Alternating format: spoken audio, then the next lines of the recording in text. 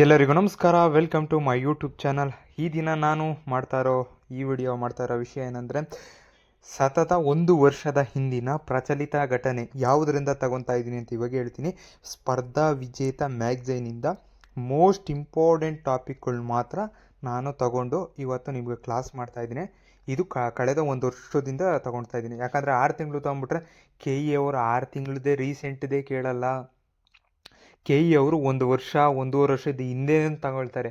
But ನಾವು ಸದ್ಯಕ್ಕೆ ಈ 1 ವರ್ಷದ ಹಿಂದಕ್ಕೆ ಹೋಗಿ ಜೂನ್ 25ರಿಂದ 2025ರಿಂದ ಜುಲೈ 2026ರವರೆಗೂ ನಡೆದಿರುವ ಕರೆಂಟ್ ಅಫೇರ್ಸು ಸ್ಪರ್ಧಾ ವಿಜೇತ ಮ್ಯಾಗ್ಝೈನಿಂದನೇ ಕಂಟೆಂಟ್ನ ಟಾಪಿಕ್ನ ತಗೊಂಡು ನಿಮ್ಮ ಮುಂದೆ ಈ ವಿಡಿಯೋದಲ್ಲಿ ನಾನು ತಿಳಿಸ್ತೀನಿ. ಈ ವಿಡಿಯೋದಲ್ಲಿ ಆದಷ್ಟು ಡಿಸೆಂಬರ್ 25 ತನಕ ಮಾಡಿರ್ತೀನಿ. ಡಿಸೆಂಬರ್ 2025 ತನಕ ಮಾಡ್ತೀನಿ. ಇನ್ನೊಂದು ವಿಡಿಯೋದಲ್ಲಿ 2026 ಜನವರಿಯಿಂದ 2026 ಜುಲೈವರೆಗೂ ಮಾಡ್ತೀನಿ. ಈ ವಿಡಿಯೋದಲ್ಲಿ ಮಾತ್ರ 2025 ಟು 2000 ಜೂನಿಂದ ಹಿಡಿದು ಡಿಸೆಂಬರ್ ತನಕ ಮಾಡ್ತೀನಿ. ಬನ್ನಿ ಇಲ್ಲಿ ಫಸ್ಟ್ನೇ ಟಾಪಿಕ್ ನೋಡೋದಾದರೆ ಇಲ್ಲಿ ನೋಡ್ಬೋದು. ಫಸ್ಟ್ನೇ ಟಾಪಿಕ್ ನೋಡೋದಾದರೆ ಅಂತಾರಾಷ್ಟ್ರೀಯ ಬೂಕರ್ ಪ್ರಶಸ್ತಿಗೆ ಆಯ್ಕೆಯಾದ ಕೃತಿ ಅಂತ ಕೇಳಿದ್ದಾರೆ. ಹಾರ್ಟ್ ಲ್ಯಾಂಪ್ ಅಂತ ಬರ್ತಾ ಇದೆ. ಓಕೆ, ಇದು ಇಂಟರ್ನ್ಯಾಷನಲ್ 2025 ಕೊಟ್ಟಿರೋದು. ಓಕೆನಾ, ಹಾರ್ಟ್ ಆಫ್ ಲ್ಯಾಂಪ್. ಓಕೆ, ಗೌರವಕ್ಕೆ ಪಾತ್ರರಾದವರು ಯಾರ್ಯಾರು ಅಂದರೆ ಬಾನು ಮುಷ್ತಾಕ್ ಮತ್ತು ಅನುವಾದಕಿ ದೀಪಾ ಬಾಸ್ತಿ, ಇವರಿಬ್ಬರು ತುಂಬ ಇಂಪಾರ್ಟೆಂಟು. ಇದನ್ನು ಕೇಳೋ ಚಾನ್ಸಸ್ ತುಂಬ ಇದೆ. ಇದು ಹಳೇದು ಅಂತ ಹೇಳ್ತಿದ್ದೀರಾ, ಹಳೇದಲ್ಲ, ಇದು 1 ವರ್ಷದಿಂದ KE ಅವರು ಈಗ ರೀಸೆಂಟ್ 6 ತಿಂಗಳದ್ದು ಎಷ್ಟು ಕೇಳ್ತಾರೋ ಅದರಿಂದ 6 ತಿಂಗಳು ಇನ್ನೂ 1 ವರ್ಷದೊಳಗೆ ನಡೆದಿರೋ ಕಂಟೆಂಟ್ನು ಹಂಗೆ ಕೇಳ್ತಾರೆ. ಅದಕ್ಕೋಸ್ಕರ ಇಂಪಾರ್ಟೆಂಟು ನೋಡ್ಕೊಳ್ಳಿ. ನೋಡಿ, ಲೇಖಕಿ ಬಾನು ಮುಷ್ತಾಕ್ ಅವರು ದೀಪಾ ಬಾಸ್ತಿ ಅವರು ಅನುವಾದಿಸಿದರು. ನೋಡಿ, ಇವರು ಬಾನು ಮುಷ್ತಾಕ್ ಅವರು ಬರೆದಿರುವ ಎದೆಯ ಹಣತೆ ಎಂಬ ಕನ್ನಡದ ಕೃತಿಯನ್ನು ದೀಪಾ ಬಾಸ್ತಿ ಅವರು ಅನುವಾದಿಸಿದ್ದಾರೆ. 12 ಕಥೆಗಳ ಅನುವಾದಿತ ಕೃತಿಯನ್ನು ಆರ್ಟ್ ಆಫ್ ಲ್ಯಾಂಪ್ ಅಂತ ಕರಿತೇವೆ. ಆರ್ಟ್ ಆಫ್ ಲ್ಯಾಂಪ್ 2025ರ ಅಂತಾರಾಷ್ಟ್ರೀಯ ಬೂಕರ್ ಪ್ರಶಸ್ತಿಗೆ ಇವರಿಬ್ಬರು ಭಾಜನರಾಗಿದ್ದಾರೆ. ಬಾನು ಮುಷ್ತಾಕ್ ಮತ್ತು ದೀಪಾ ಬಾಸ್ತಿ ಇಬ್ಬರು ಕನ್ನಡತಿಯರು ಈ ಬೂಕರ್ ಪ್ರಶಸ್ತಿಯನ್ನು ನಮಗೆ ತಂದುಕೊಟ್ಟಿದ್ದಾರೆ ಕನ್ನಡಕ್ಕೆ. ಇಲ್ಲಿ ನೋಡಿ, ಇದು ಕನ್ನಡಕ್ಕೆ ಬಂದ ಮೊದಲ ಅಂತಾರಾಷ್ಟ್ರೀಯ ಬೂಕರ್ ಪ್ರಶಸ್ತಿ. ಇದು ತುಂಬಾ ಇಂಪಾರ್ಟೆಂಟು, ಅರ್ಥ ಆಯ್ತಾ? ಇದು ಫಸ್ಟ್ನೇದಿದು. ಓಕೆನಾ, ಮಾತ್ರ ಮತ್ತು ದೀಪಾ ಬಾಸ್ತಿಯವರು ಒಂದು ಸಾಧನೆ ಕೂಡ ಮಾಡಿಬಿಟ್ಟಿದ್ದಾರೆ. ಈ ಪ್ರಶಸ್ತಿಯನ್ನು ಪಡೆದ ಮೊದಲ ಅನುವಾದಕಿ ಯಾರು, ಭಾರತೀಯ ಅನುವಾದಕಿ ಯಾರು ಅಂದರೆ ಇವರು ದೀಪಾ ಬಾಸ್ತಿಯವರು. ನೋಡಿ, ಮೊದಲು ಇದು ಕೊಡ್ತೀನಿ. ಇವರು ಬಾನು ಮುಷ್ತಾಕ್ ಮತ್ತು ಇವರು ದೀಪಾ ಬಾಸ್ತಿ. ಇವ್ರು ಗೆದ್ದರೆ ಎಷ್ಟು ಸಿಗುತ್ತಪ್ಪ ಅಂದರೆ 50,000 ಪೌಂಡ್. ಇದು ಆಯ್ಕೆಯಾಗಿ ಗೆದ್ದಿದ್ದಾರಲ್ಲ ಅವ್ರಿಗೆ 50,000 ಪೌಂಡ್ 50,000 ಪೌಂಡ್ ಕೊಡ್ತಾರೆ. ನಮ್ಮ ಇಂಡಿಯನ್ ರುಪಿಯಲ್ಲಿ 57 ಲಕ್ಷ ಆಗ ಅಪ್ರಾಕ್ಸಿಮೇಟ್. ಮುಂದೆ ನೋಡೋದಾದರೆ ಇದ್ರ ಬಗ್ಗೆ ಸಂಪೂರ್ಣ ಮಾಹಿತಿ ಕೊಡೋದಾದರೆ, ಬಾನು ಮುಷ್ತಾಕ್ ಅವರು ಮೂಲ ಕೃತಿ ಎದೆಯ ಹಣತೆ, ಅವಲೇಳನಲ್ಲ ಎದೆಯ ಹಣತೆ, ಪ್ರತಿಷ್ಠಿತ ಅಂತಾರಾಷ್ಟ್ರೀಯ ಬೂಕರ್ ಪ್ರಶಸ್ತಿಗೆ ಪಾತ್ರವಾದ ಅನುವಾದಿತ ಕೃತಿ ಯಾವುದು? ಹಾರ್ಟ್ ಆಫ್ ಲ್ಯಾಂಪ್, ಎದೆಯ ಹಣತೆ ಕನ್ನಡದಲ್ಲಿ. ಈ ಕಥೆಯನ್ನು ಏನು ಕತೆ? ಹಸೀನಾ ಮತ್ತು ಇತರರ ಕಥೆಗಳು. ಇದು ಅದರೊಳಗಿರೋ ಟಾಪಿಕ್ಕು, ಯಾವುದೋ ಎದೆಯ ಹಣತೆಯೊಳಗಿರೋ ಟಾಪಿಕ್ ಆಗಿರ್ತದೆ. ನೋಡಿ, ದೀಪಾ ಬಾಸ್ತಿ ತುಂಬ ಇಂಪಾರ್ಟೆಂಟ್. ಯಾಕಂದರೆ ಭಾರತದ ಮೊದಲ ಅನುವಾದಕಿಗೆ ಬೂಕರ್ ಪ್ರಶಸ್ತಿ ಸಿಕ್ಕಿದೆ. ಅದು ಹಾರ್ಟ್ ಆಫ್ ಲ್ಯಾಂಪ್ ಅಂದರೆ ಇವರು ಇಂಗ್ಲೀಷ್ನಲ್ಲಿ ಯಾವ ರೀತಿ ವರ್ಡ್ಸ್ ಯೂಸ್ ಮಾಡಿರ್ಬೋದು ಅಂತ ನೀವೇ ಅರ್ಥ ಮಾಡ್ಕೊಳ್ಳಿ.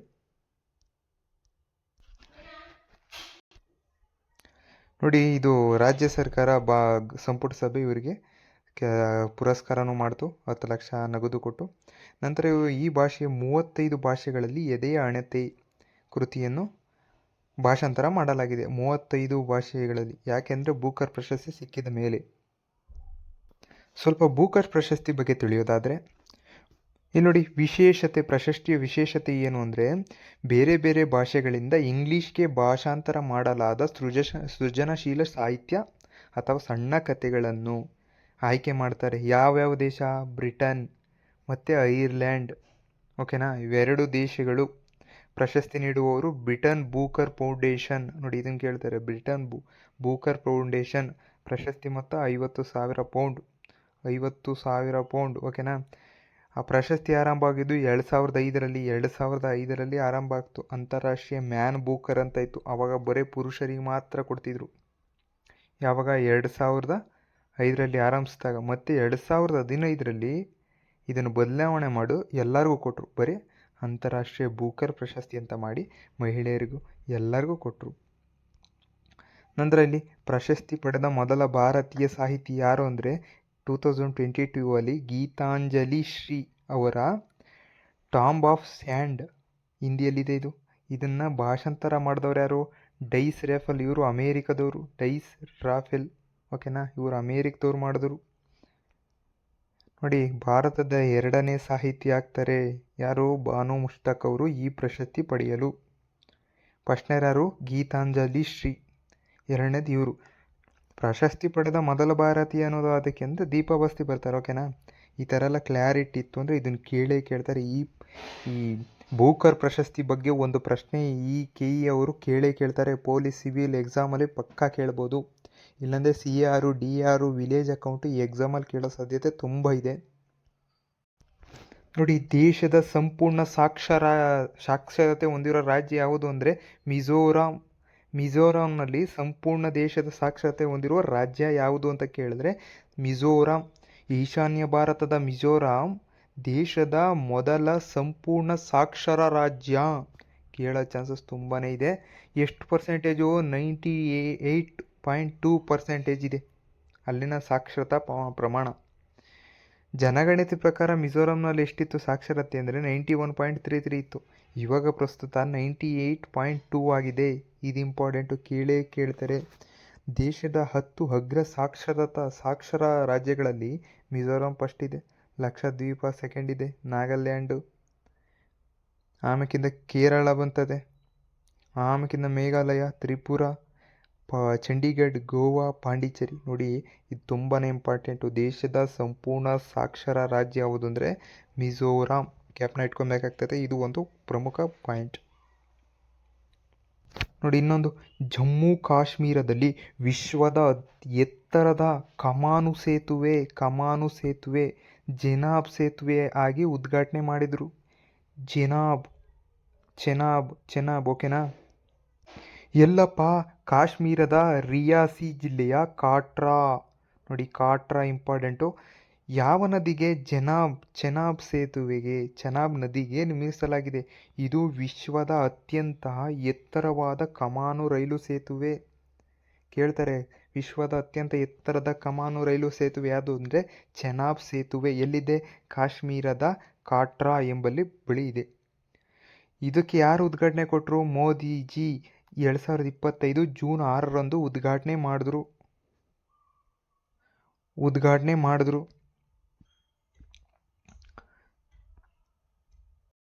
ನಂತರ ಇಲ್ಲಿ ತೂಗುವ ಸೇತುವೆಯನ್ನು ಕೂಡ ಉದ್ಘಾಟನೆ ಮಾಡಿದ್ರು. ಚೆನಾಬ್ ಸೇತುವೆ ಉದ್ಘಾಟಿಸಿದ ನಂತರ ಮೋದಿ ಅವರು ಹಂಜಿ ನದಿಗೆ ತೂಗುವ ಸೇತುವೆಯನ್ನು ನಿರ್ಮಾಣ ಮಾಡಿದ್ರು. ದೇಶದ ಮೊದಲ ರೈಲು ತೂಗು ಸೇತುವೆ ಇದಾಗುತ್ತದೆ. ಯಾವುದು? ಹಂಜಿ ನದಿಗೆ ನಿರ್ಮಿಸಲಾಗಿರುವ ತೂಗು ಸೇತುವೆ.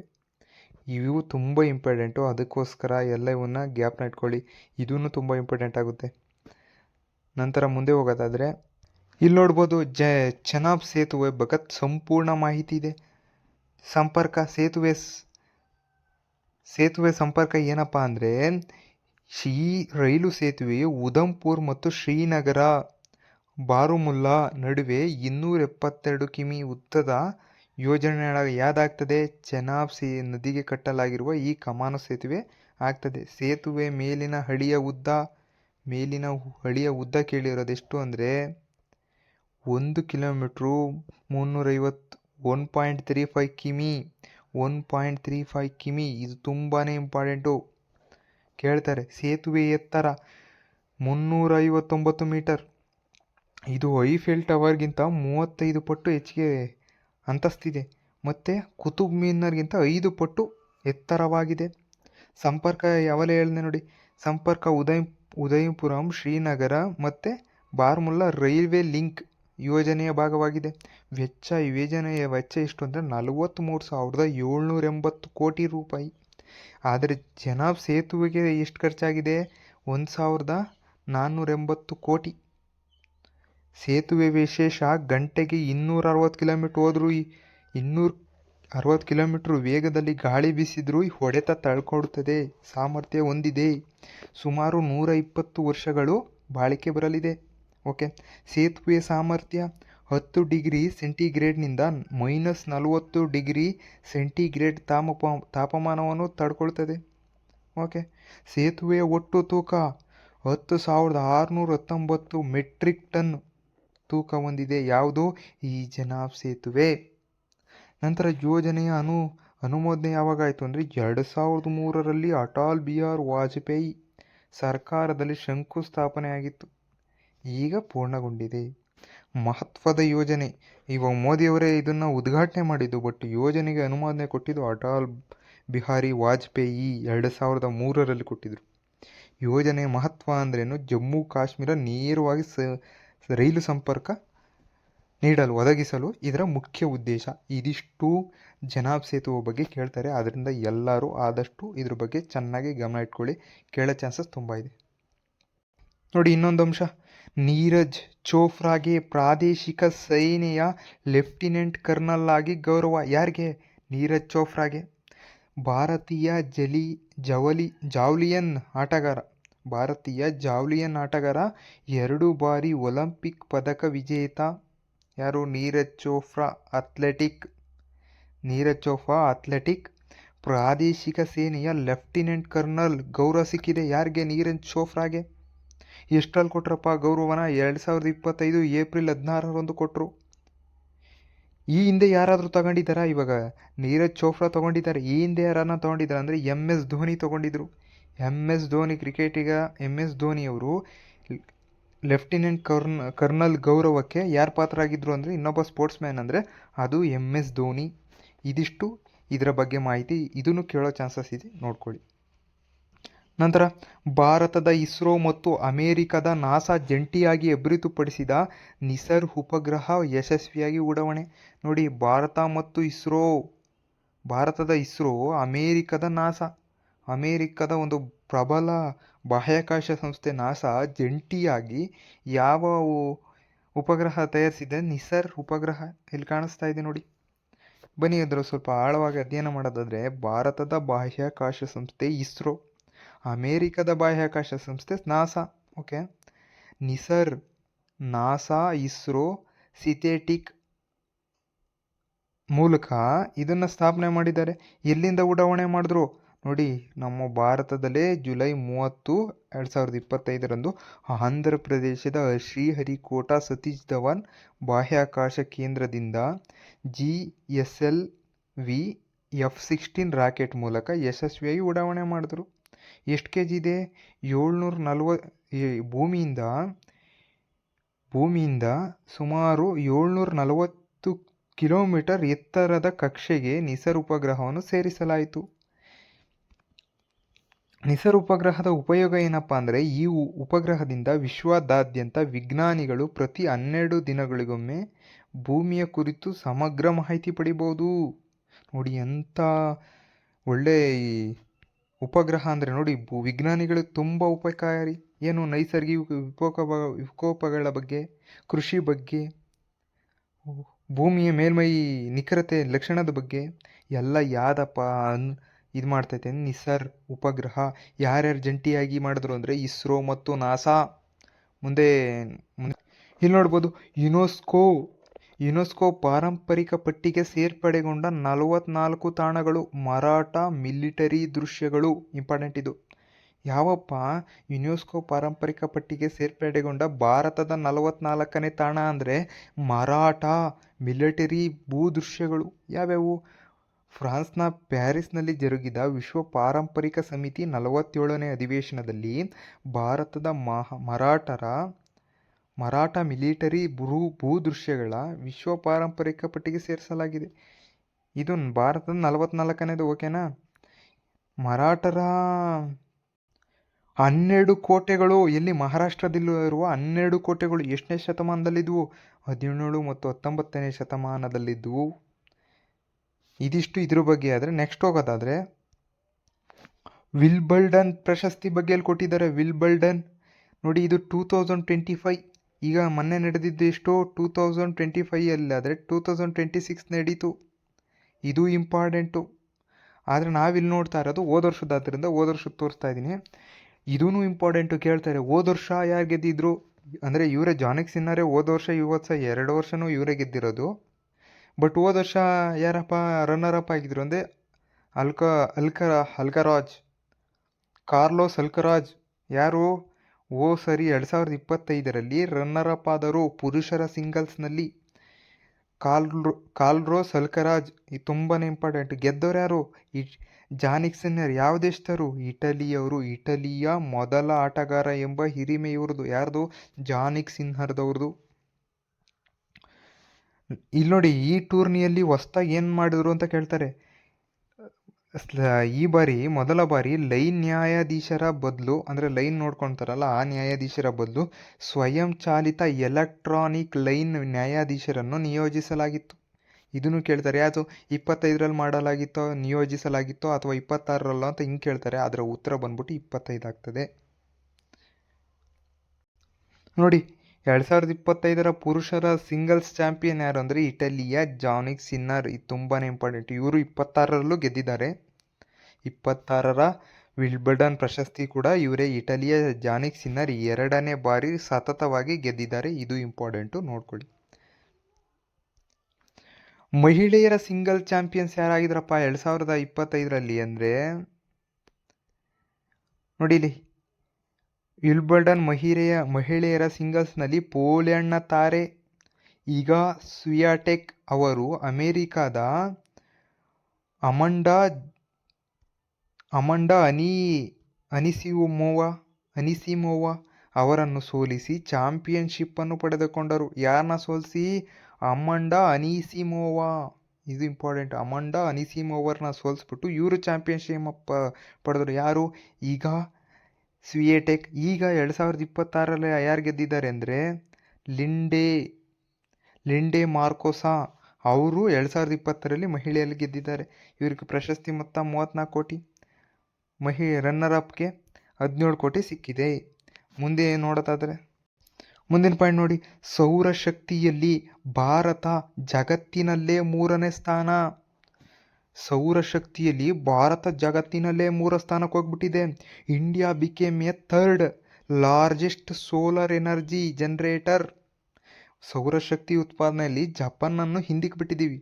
ಭಾರತ ಜಾಗತಿಕವಾಗಿ 3ನೇ ಸ್ಥಾನ ತಲುಪಿದೆ.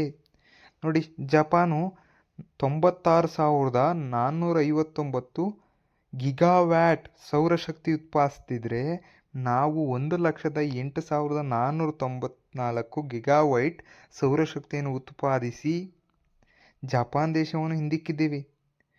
ಈಗ ವಿಶ್ವದ 3ನೇ ದೊಡ್ಡ ಸೌರ ವಿದ್ಯುತ್ ಉತ್ಪಾದಕ ದೇಶವಾಗಿದ್ದೀವಿ. ಮತ್ತು ಚೀನಾ ಮತ್ತು ಅಮೆರಿಕ ಮೊದಲ 2 ಸ್ಥಾನದಲ್ಲಿದೆ. ನೋಡಿ, ಫಸ್ಟು ಸೆಕೆಂಡ್ ಅದಿದ್ದರೆ 3ನೇದು ಯಾವುದು? ನಮ್ಮ ಭಾರತ. 4ನೇ ತಿರ್ಗಿ ಜಪಾನ್ ಕೆಳಗೆ ಹೋಗ್ಬಿಟ್ಟಿರ್ತದೆ. ಜಪಾನ್ 4ನೇ ಸ್ಥಾನ ತಳ್ಳಿಬಿಟ್ಟು ನಾವು 3ನೇ ಸ್ಥಾನಕ್ಕೆ ಹೋಗ್ಬಿಟ್ಟಿದ್ದೀವಿ. ಇದು ಇಂಪಾರ್ಟೆಂಟು. ಸೌರಶಕ್ತಿಯಲ್ಲಿ ಭಾರತ ಜಗತ್ತಿನಲ್ಲೇ 3 ಸ್ಥಾನ ಪಡೆದಿದೆ. ಮುಂದೆ ಹೋಗೋದಾದರೆ ನೋಡಿ, ಅಂತಾರಾಷ್ಟ್ರೀಯ ಬಾಹ್ಯಾಕಾಶ ಕೇಂದ್ರದಿಂದ ಭೂಮಿಗೆ ತೆರಳಿದ ಶುಭಂ ಶುಕ್ಲು. ಅಂದರೆ ಶುಭಂ ಶುಕ್ಲು ಅವರು ಅಂತಾರಾಷ್ಟ್ರೀಯ ಬಾಹ್ಯಾಕಾಶ ಕೇಂದ್ರಕ್ಕೆ ಹೋಗಿದ ಮೊದಲ ಭಾರತೀಯನಾಗ್ತಾರೆ. India's Shubham Shukla return to earth from ISS international space station. Okay, 2025 June 25ರಂದು ಅಂತಾರಾಷ್ಟ್ರೀಯ ಬಾಹ್ಯಾಕಾಶ ನಿಲ್ದಾಣಕ್ಕೆ ಹೋಗಿದ್ದ ಯಾರು? ಇವ್ರ ಜೊತೆ ಶುಭಂ ಶುಕ್ಲು ಜೊತೆ ಇನ್ನೂ 3 ಹೋಗಿದ್ರು ಗಗನಯಾನಿಗಳು. ಯಾವ ಯೋಜನೆ, ಯಾವ ಮಿಷನ್ ಅಂದರೆ ಆಕ್ಸಿಯಂ 4ನಲ್ಲಿ ತೆರಳಿದ್ದ ಭಾರತೀಯ ವಾಯುಪಡೆ ಟೆಸ್ಟ್ ಪೈಲಟ್ ಗ್ರೂಪ್ ಕ್ಯಾಪ್ಟನ್ ಆಗಿದ್ದ ಶುಭಂ ಶುಕ್ಲು 2025 ಜುಲೈ 15ರಂದು ಮರಳಿ ಭೂಮಿಗೆ ಸುರಕ್ಷಿತವಾಗಿ ತಲುಪಿದ್ದಾರೆ. ಆಕ್ಸಿಯಂ 4 ಬಾಹ್ಯಾಕಾಶ ಕಾರ್ಯಕ್ರಮದ ಭಾಗವಾಗಿ 20 ದಿನಗಳು ಅಂತರಿಕ್ಷ ಯಾನ ಯಶಸ್ವಿಯಾಗಿದೆ. ಯಾರ್ದು? ಶುಭಂ ಶುಕ್ಲು ಅವ್ರದ್ದು. ಓಕೆನಾ? ಮತ್ತು ಈ ಪೈಕಿ 18 ದಿನಗಳ ಅಂತಾರಾಷ್ಟ್ರೀಯ ಬಾಹ್ಯಾಕಾಶ ನಿಲ್ದಾಣದಲ್ಲೇ ಶುಭಂ ಶುಕ್ಲು ಇದ್ದರು. 20 ದಿವಸದಲ್ಲಿ 18 ದಿವಸ ಅಲ್ಲೇ ಇದ್ದರು. ಎಲ್ಲಿ? ಇಂಟರ್ನ್ಯಾಷನಲ್ ಸ್ಪೇಸ್ ಸ್ಟೇಷನಲ್ಲಿ. ನೋಡಿ ನಂತರ ಹೇಗೆ ವಾಪಸ್ ಬಂದರು ಅಂದರೆ ಪೆಸಿಫಿಕ್ ಸಾಗರದಲ್ಲಿ ಇಳಿದು ಆ ಬಾಹ್ಯಾಕಾಶ ಕೋಶ ಇದೆಯಲ್ಲ ಅದು ಪೆಸಿಫಿಕ್ ಸಾಗರಕ್ಕೆ ಇಳಿಸಿದರು. ಯಾರು 4 ಗಗನಯಾನಿಗಳು ಹೊತ್ತು ಬಾಹ್ಯಾಕಾಶದ ಡ್ರ್ಯಾಗನ್ ಯಾರ್ದಪ್ಪ ಇದು ಅಂದರೆ ಸ್ಪೇಸ್ ಎಕ್ಸ್ ಅವ್ರದ್ದು. ಸ್ಪೇಸ್ ಎಕ್ಸ್ ಎಲಾನ್ ಮಾಸ್ಕ್ ವಿಶ್ವದ ಅತ್ಯಂತ ಶ್ರೀಮಂತ ವ್ಯಕ್ತಿ. ಅವರ ಸ್ಪೇಸ್ ಎಕ್ಸ್ನ ಡ್ರ್ಯಾಗನ್ ರಾಕೆಟ್ ಮೂಲಕ ವಾಪಸ್ ಬರ್ತಾರೆ. ಎಲ್ಲಿ? ದಕ್ಷಿಣ ಅಮೇರಿಕಾದ ದಕ್ಷಿಣ ಕ್ಯಾಲಿಫೋರ್ನಿಯಾದ ಕರಾವಳಿಯ ಪೆಸಿಫಿಕ್ ಸಾಗರದಲ್ಲಿ ಹಿಡಿತಾರೆ. ದಾಖಲೆ ಏನು ಬರೆದ್ರಪ್ಪ ನಮ್ಮ ಶುಭಂ ಶುಕ್ಲು ಅಂದರೆ, ಈ ಮೂಲಕ ಭಾರತದ ಗಗನಯಾನಿ ಶುಭಂ ಶುಕ್ಲು ಅವರು ದೇಶದ ಅಂತರಿಕ್ಷಯಾನ ಅನ್ವೇಷಣೆ ಕ್ಷೇತ್ರದಲ್ಲಿ ಹೊಸ ಇತಿಹಾಸ ಸೃಷ್ಟಿಸ್ಬಿಟ್ರು. ಏನು? ಅಂತಾರಾಷ್ಟ್ರೀಯ ಬಾಹ್ಯಾಕಾಶ ನಿಲ್ದಾಣಕ್ಕೆ ISSಗೆ ತೆರಳಿದ ಮೊದಲ ಭಾರತೀಯ ಎಂಬ ಹೆಗ್ಗಳಿಕೆ ಪಾತ್ರರಾದರು. ಇನ್ನು ರಾಕೇಶ್ ಶರ್ಮಾ ಅಂತ ಬರ್ತಾರೆ, ಅವರು ಇಂಟರ್ನ್ಯಾಷನಲ್ ಸ್ಪೇಸಲ್ಲಿ ಓಡಾಡ್ಕೊಂಬಂದಿರ್ತಾರೆ, ಆದರೆ ISSಗೆ ಹೋಗಿರೋಲ್ಲ. ಅವರು ಗಗನಯಾನ ಮಾಡಿರ್ತಾರೆ, ಬಟ್ ISSಗೆ ಹೋಗಿರಲ್ಲ. ISSಗೆ ಹೋದ ಮೊದಲ ಭಾರತೀಯ ಯಾರು ಅಂದರೆ ಶುಭಂ ಶುಕ್ಲು ಇಸ್ ಎ ಕ್ರಿಯೇಟ್ ಹಿಸ್ಟ್ರಿ. ಇದ್ರ ಬಗ್ಗೆ ಇನ್ನೊಂಚೂರು ಮಾಹಿತಿ ತಿಳಿಯೋದಾದರೆ, ಅಂತಾರಾಷ್ಟ್ರೀಯ ಬಾಹ್ಯಾಕಾಶ ಕೇಂದ್ರಕ್ಕೆ ಸಂಬಂಧಿಸಿದ ಪ್ರಮುಖ ಅಂಶಗಳು ನೋಡೋದಾದರೆ, ಭೂಮಿಯಿಂದ ISಗೆ ತೆರಳಲು 28 ಅವರ್ಸ್ ತಗೊಂಡ್ರು, 28 ಅವರ್ಸು, ಮತ್ತು ವಾಪಸ್ ಬರಲು 23 ಅವರ್ಸು. ಇವರು ಇಂಟರ್ನ್ಯಾಷನಲ್ ಸ್ಪೇಸ್ ಸ್ಟೇಷನ್ನಲ್ಲಿ ಕೈಗೊಂಡ ಒಟ್ಟು ಪ್ರಯೋಗಗಳು 60. ಆಕ್ಸಿಯಂ 4 ಗಗನಯಾತ್ರಿಗಳು ಇದ್ದಾಗ ISಗೆ ಭೂಮಿ ಹಾಕಿರೋ ಓಕೆ ಇವರಲ್ಲಿದ್ದರಲ್ಲ, ಎಷ್ಟು ಸುತ್ತು ಭೂಮಿ ಹಾಕಿದ್ದಾರೆ ಅಂದರೆ 288 ಸುತ್ತನ್ನ ಹಾಕಿದ್ದಾರೆ. ಇವ್ರನ್ನ ನಾವು ಶುಭಂ ಶುಕ್ಲ ಅವ್ರನ್ನ ಕಳಿಸಿವಲ್ಲ ಇಸ್ರೋದಿಂದ, ಎಷ್ಟು ಖರ್ಚಾಯಿತು? 550 ಕೋಟಿಗಳು ಖರ್ಚಾಗಿದೆ. ಶುಭಂ ಶುಕ್ಲ ಅವರು ನಡೆಸಿದ ಪ್ರಯೋಗಗಳು 18 ದಿನಗಳಲ್ಲಿ ಇವರು ಅಲ್ಲಿ ಸುಮಾರು 60 ಪ್ರಯೋಗಗಳನ್ನು ಮಾಡಿದ್ರು. ಭೌತಶಾಸ್ತ್ರ, ಜೀವಶಾಸ್ತ್ರ, ಶೂನ್ಯ ಗುರುತ್ವ, ಜೈವಿಕ ಕ್ರಿಯೆ, ತಂತ್ರಜ್ಞಾನಗಳ ಪರೀಕ್ಷೆ ಇವನ್ನೆಲ್ಲ ಮಾಡಿದ್ರು. ಟೋಟಲ್ 7 ವೈಜ್ಞಾನಿಕ ಪರೀಕ್ಷೆಗಳನ್ನು ನಡೆಸಿದರು. ಇದೆಲ್ಲ ಯಾರ ಬಗ್ಗೆ ಅಂದರೆ ಶುಭಂ ಶುಕ್ಲು ಅವರ ಬಗ್ಗೆ. ನಿಮ್ಗೇನಾದರೂ ಅಕಸ್ಮಾತ್ ಇವರು ಸುನೀತಾ ವಿಲಿಯಮ್ಸ್ ಬಗ್ಗೆನೂ ಸ್ವಲ್ಪ ಅದು ಕೇಳೋ ಚಾನ್ಸಸ್ ಇದೆ. ಅದೇನ ಕೇಳಬೇಕು, ಅದ್ರ ಬಗ್ಗೆ ಏನಾನ ಬೇಕು ಅಂದರೆ ಕಾಮೆಂಟ್ ಮಾಡಿದ್ರೆ ಸುನೀತಾ ವಿಲಿಯಮ್ಸ್ ಅಂತ ಕಾಮೆಂಟ್ ಮಾಡಿ, ನಾನು ಅವ್ರ ಬಗ್ಗೆನೂ ಒಂದು ವಿಡಿಯೋ ಮಾಡಾಕ್ತೀನಿ. ಮುಂದೆ ಹೋಗೋಣ ಬನ್ನಿ. 26ನೇ ಕಾರ್ಗಿಲ್ ವಿಜಯ ದಿವಸ. 26ನೇ ಕಾರ್ಗಿಲ್ ವಿಜಯ ದಿವಸ ಜುಲೈ 26. ಏನಪ್ಪ ವಿಜಯ, ಕಾರ್ಗಿಲ್ನ ವಿಜಯ ಯಾವತ್ತು ಅಂದರೆ ಜುಲೈ 26, 1999ರಲ್ಲಿ ಕಾರ್ಗಿಲ್ ಯುದ್ಧದಲ್ಲಿ ಪಾಕಿಸ್ತಾನದ ವಿರುದ್ಧ ನಮ್ಮ ಭಾರತೀಯ ಸೇನೆ ಜಯ ಸಾಧಿಸಿತ್ತು. 1999ರಲ್ಲಿ ಎಷ್ಟರಲ್ಲಿ ಜುಲೈ 26ರಂದು ಜಯ ಸಾಧಿಸ್ವಿ. ಅದರ ನೆನಪಿಗಾಗಿ ಪ್ರತಿ ವರ್ಷ ಜುಲೈ 26 ಏನಪ್ಪ ಅಂದರೆ ಈ ಕಾರ್ಗಿಲ್ ವಿಜಯ ದಿವಸ ಆಚರಿಸ್ಕೊಂಡ್ಬರ್ತೀವಿ. 2025 ಜುಲೈ 26ರಂದು ದೇಶದಾದ್ಯಂತ ಆಚರಣೆ ಮಾಡಲಾಗಿತ್ತು. ಇದರಿಂದ 3 ಯೋಜನೆಗಳನ್ನು ಉದ್ಘಾಟಿಸಿದರು. ಈ ಸರಿನೂ ಉದ್ಘಾಟನೆ ಮಾಡಿದ್ದಾರೆ, ಅದನ್ನು ಈ ವಿಡಿಯೋದಲ್ಲ ನೆಕ್ಸ್ಟ್ ವಿಡಿಯೋದಲ್ಲಿ ತಿಳಿಸ್ತೀನಿ. ಕಾರ್ಗಿಲ್ ವಿಜಯ ದಿವಸದಂದು ಉದ್ಘಾಟನೆಯಾದ 3 ಯೋಜನೆಗಳು ಅಂತ ಕೇಳಿದ್ದಾರೆ. ಈ ಶ್ರದ್ಧಾಂಜಲಿ ಪೋರ್ಟಲ್, QR ಕೋಡ್ ಆಧಾರಿತ ಆಡಿಯೋ ಆ್ಯಪ್, ಸಿಂಧು ವೀಕ್ಷಣಾ ತಾಣ. ಇವೇನು ಅಷ್ಟು ಇಂಪಾರ್ಟೆಂಟ್ ಅಲ್ಲ, ಬಟ್ ಇದನ್ನು ಗ್ಯಾಪ್ನ ಇಟ್ಕೊಳ್ಳಿ. ಜುಲೈ 26 ಕಾರ್ಗಿಲ್ ವಿಜಯ ದಿವಸ್. ಕರ್ನಾಟಕದ ಹೈಕೋರ್ಟ್ನ 35ನೇ ಮುಖ್ಯ ನ್ಯಾಯಮೂರ್ತಿಗಳಾಗಿ ವಿಭು ಬಾಕ್ರು ನೇಮಕವಾಗಿದ್ದಾರೆ. ಇವರು ಇಂಪಾರ್ಟೆಂಟು, ವಿಭು ಬಾಕ್ರು. ಓಕೆನಾ? ಎಷ್ಟನೇರಾಗಿದ್ದಾರೆ? 35ನೇವರಾಗಿದ್ದಾರೆ. 35ನೇ ನ್ಯಾಯಮೂರ್ತಿಗಳಾಗಿ ನಮ್ಮ ಕರ್ನಾಟಕಕ್ಕೆ ಬಂದಿದ್ದಾರೆ. ದೆಹಲಿಯ ಹೈಕೋರ್ಟ್ ನ್ಯಾಯಾಧೀಶರು ಇವರಾಗಿದ್ದರು ವಿಭು ಅವರು. 2025 ಜುಲೈ 19 ಅಂದು ಇವರು ಪ್ರಮಾಣ ವಚನ ಸ್ವೀಕರಿಸ್ತಾರೆ. ಎಲ್ಲಿ? ನಮ್ಮ ರಾಜಭವನದಲ್ಲಿ ಗಾಜಿನ ಮನೆಯಲ್ಲಿ ಕರ್ನಾಟಕದ ಮುಖ್ಯ ನ್ಯಾಯಾಧೀಶರಾಗಿ ಪ್ರಮಾಣ ವಚನ ಸ್ವೀಕರಿಸ್ತಾರೆ. ಇದು ತುಂಬ ಇಂಪಾರ್ಟೆಂಟು. ಯಾರು ಅಂತ ಕೇಳ್ಬಿಡ್ತಾರೆ. ಕರ್ನಾಟಕದ 35ನೇ ಮುಖ್ಯಮಂತ್ರಿಗಳು ಯಾರು? ವಿಭು ಬಾಕ್ರು ನೇಮಕ ಆಗಿದ್ದಾರೆ. ಓಕೆ, ಇಷ್ಟೇ. ಈ ಇನ್ಫಾರ್ಮೇಷನ್ ನಿಮ್ಮ ಮೈಂಡಲ್ಲಿ ಇದ್ದರೆ ಸಾಕು. ಇಷ್ಟು ಖ್ಯಾತ ನಟ ಮೋಹನ್ ಲಾಲ್ಗೆ ದಾದಾ ಸಾಹೇಬ್ ಫಾಲ್ಕೆ ಪ್ರಶಸ್ತಿ. ದಾದಾ ಸಾಹೇಬ್ ಫಾಲ್ಕೆ ಪ್ರಶಸ್ತಿ ಎಂತ ಕೊಡ್ತಾರೆ ಅಂದರೆ ಚಿತ್ರರಂಗದಲ್ಲಿ ಅತ್ಯುತ್ತಮ ನಟನೆಗೆ ಸಿಗುವ ಪ್ರಶಸ್ತಿ ಯಾವುದಂದರೆ ದಾದಾ ಸಾಹೇಬ್ ಫಾಲ್ಕೆ ಪ್ರಶಸ್ತಿ.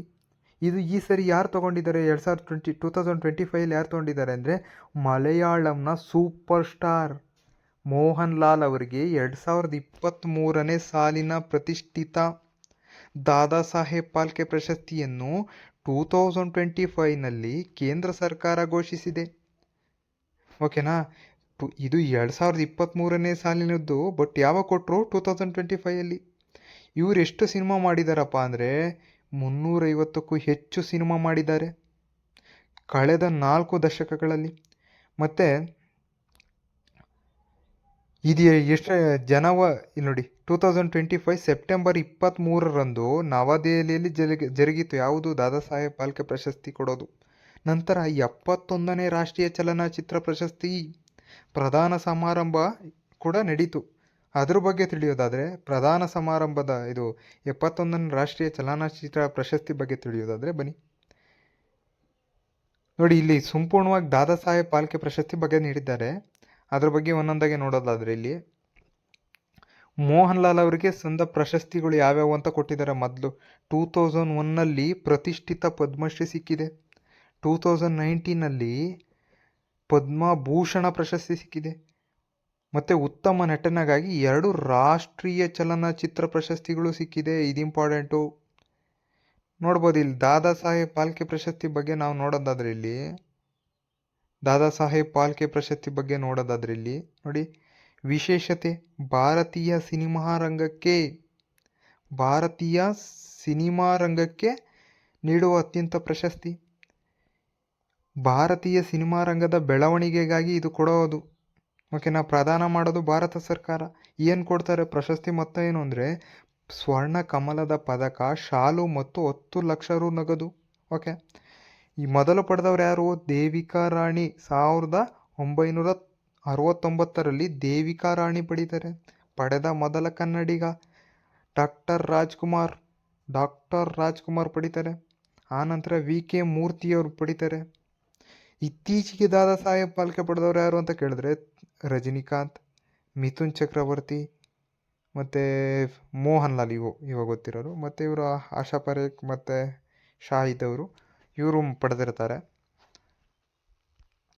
ಮುಂದೆ ನಾವಿಲ್ಲಿ 71ನೇ ರಾಷ್ಟ್ರೀಯ ಚಲನಚಿತ್ರ ಪ್ರಶಸ್ತಿ ಬಗ್ಗೆ ತಿಳಿಯೋದಾದರೆ ಇಲ್ಲಿ ನೋಡಿ, ಅತ್ಯುತ್ತಮ ನಟ ಪ್ರಶಸ್ತಿ ಜವಾನ್ ಚಿತ್ರದ ಶಾರುಖ್ ಖಾನ್ಗೆ ಬಂದಿದೆ. ಮತ್ತು ಅತ್ಯುತ್ತಮ ನಟ ಪ್ರಶಸ್ತಿ ಇಬ್ಬರಿಗೆ ಕೊಟ್ಟಿದ್ದಾರೆ. 12th ಫೇಲ್, 12ನೇ ತರಗತಿ ಫೇಲ್. ಹಿಂದಿ ತುಂಬ ನಮ್ಮ ಕಾಂಪಿಟೇಟಿವ್ ಹುಡುಗರಿಗೆ ತುಂಬ ಈ ಮೂವಿ ನೋಡಿಬಿಟ್ರೆ ಅಷ್ಟೇ ಮೋಟಿವೇಶನ್ ಎಲ್ಲಿಲ್ಲದು ಬಂದ್ಬಿಡ್ತೈತೆ. ಅಂಥ ಮೂವಿ ತೆಗೆದವ್ರು ಯಾರು? ವಿಕ್ರಾಂತ್ ಮ್ಯಾಸೆ, ಇವ್ರಿಗೆ ಸಿಕ್ಕಿದೆ. ಇದು ತುಂಬ ಇಂಪಾರ್ಟೆಂಟು.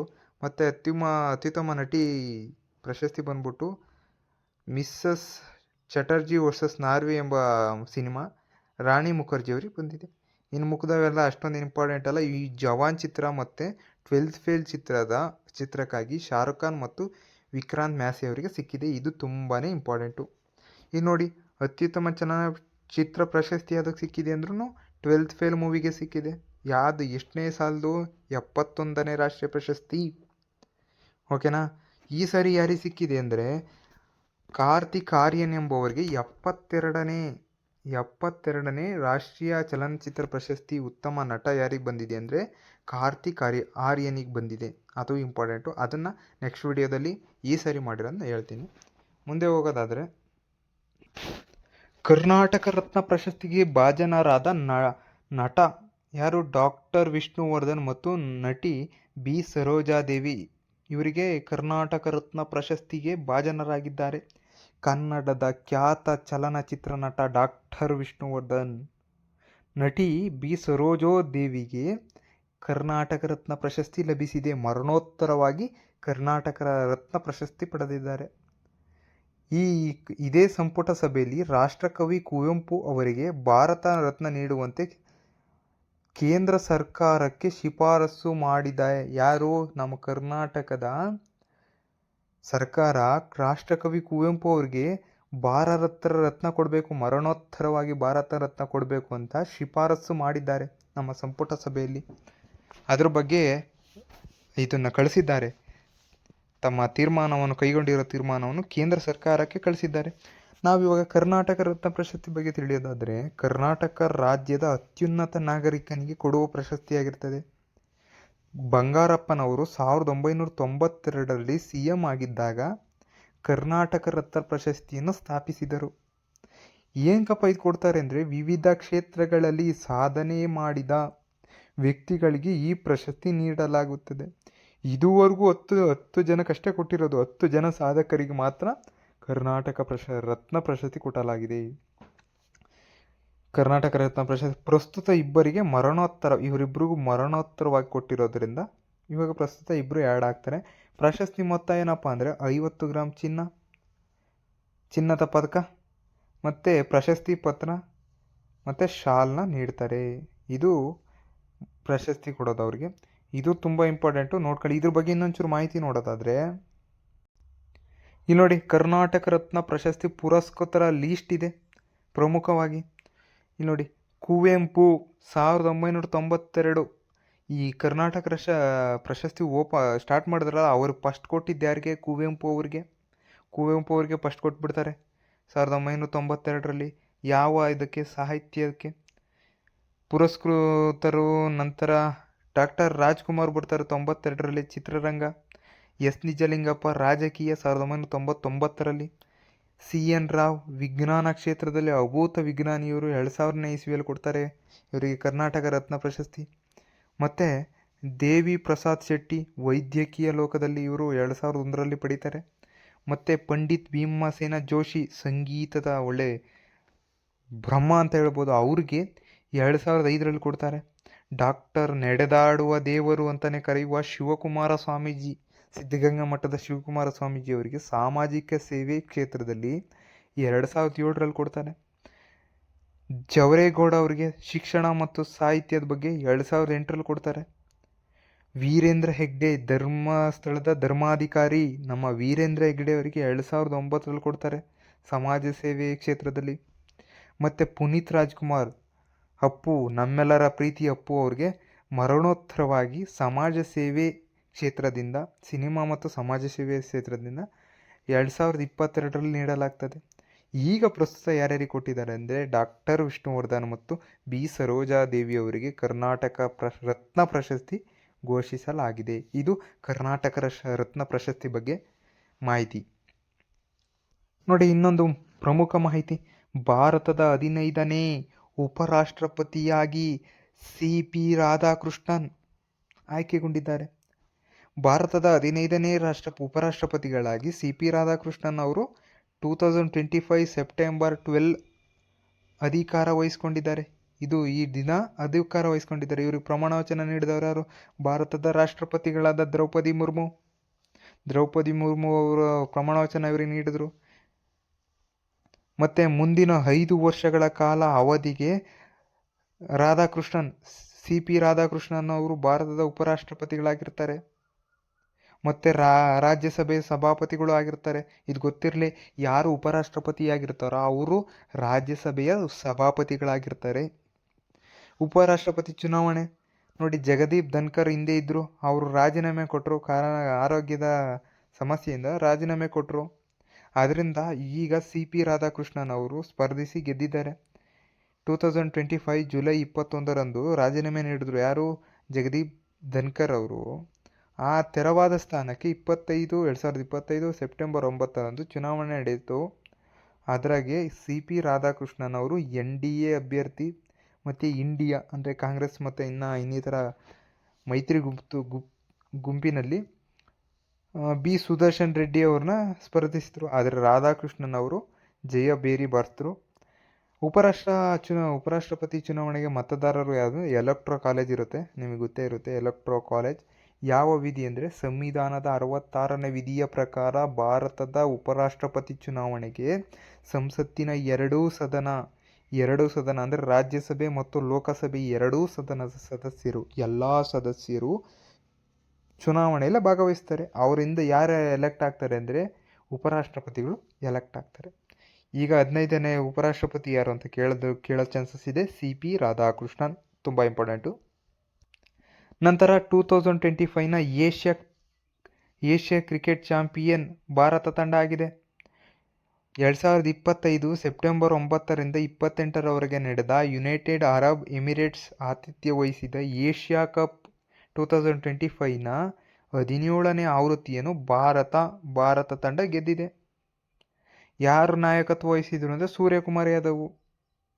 ಟೋಟಾಲಿ 17 ಬಾರಿ 9 ಬಾರಿ ಭಾರತನೇ ಚಾಂಪಿಯನ್ಶಿಪ್ ಆಗಿದೆ. ನೋಡಿ, ಸೂರ್ಯಕುಮಾರ್ ಯಾದವ್ ಏಷ್ಯಾ ಕಪ್ ಗೆದ್ದ 6ನೇ ನಾಯಕನಾಗಿದ್ದಾರೆ. ಇದು ಭಾರತಕ್ಕೆ 9ನೇ ಏಷ್ಯಾ ಕಪ್. ಓಕೆ, ಇದನ್ನು ಎಷ್ಟೆಷ್ಟರಲ್ಲಿ ಗೆದ್ರು? 1984, 88, 90, 91, 95, 2010, 2018, 2023 ಮತ್ತು ಏಕದಿನ ಮತ್ತು 2016ನಲ್ಲಿ T20 ಆವೃತ್ತಿ ಪ್ರಶಸ್ತಿಗಳನ್ನ ಗೆದ್ದಿದ್ದಾರೆ. ಟೋಟಲ್ 9 ಬಾರಿ ಆಯಿತು. ಈ ಆವೃತ್ತಿ ಬಗ್ಗೆ ಏನಾದರೂ ನೋಡೋದಾದರೆ ಆತಿಥ್ಯ ಯುನೈಟೆಡ್ ಅರಬ್ ಲಿಮಿಟೆಡ್ ವಹಿಸ್ಕೊಂಡಿತ್ತು. ಓಕೆ, ವಿಜೇತ ತಂಡ ಭಾರತ. Runner up Pakistan. ನೋಡಿ, ಇದು ಒಂದು ವಿವಾದನೂ ಆಗಿತ್ತು. ಪಾಕಿಸ್ತಾನದ ಕ್ರಿಕೆಟ್ ಕೌನ್ಸಿಲ್ನ ಸದಸ್ಯ ಈ ಪ್ರಶಸ್ತಿ ಕೊಡೋಕ್ಕೆ ಬಂದ ಏಷ್ಯಾ ಕಪ್ಪು ಟ್ರೋಫಿ ಕೊಡೋಕ್ಕೆ ಬಂದಾಗ ಭಾರತ ತಂಡ ಅದನ್ನು ತಿರಸ್ಕರಿಸಿತ್ತು. ನಿಮ್ಮ ಹತ್ರ ಇಸ್ಕೊಳಲ್ಲ ಅಂತ. ಅದೊಂದು ಇದಾಗಿತ್ತು, ಒಂದು ದೊಡ್ಡ ವಿಷಯವಾಗಿತ್ತು.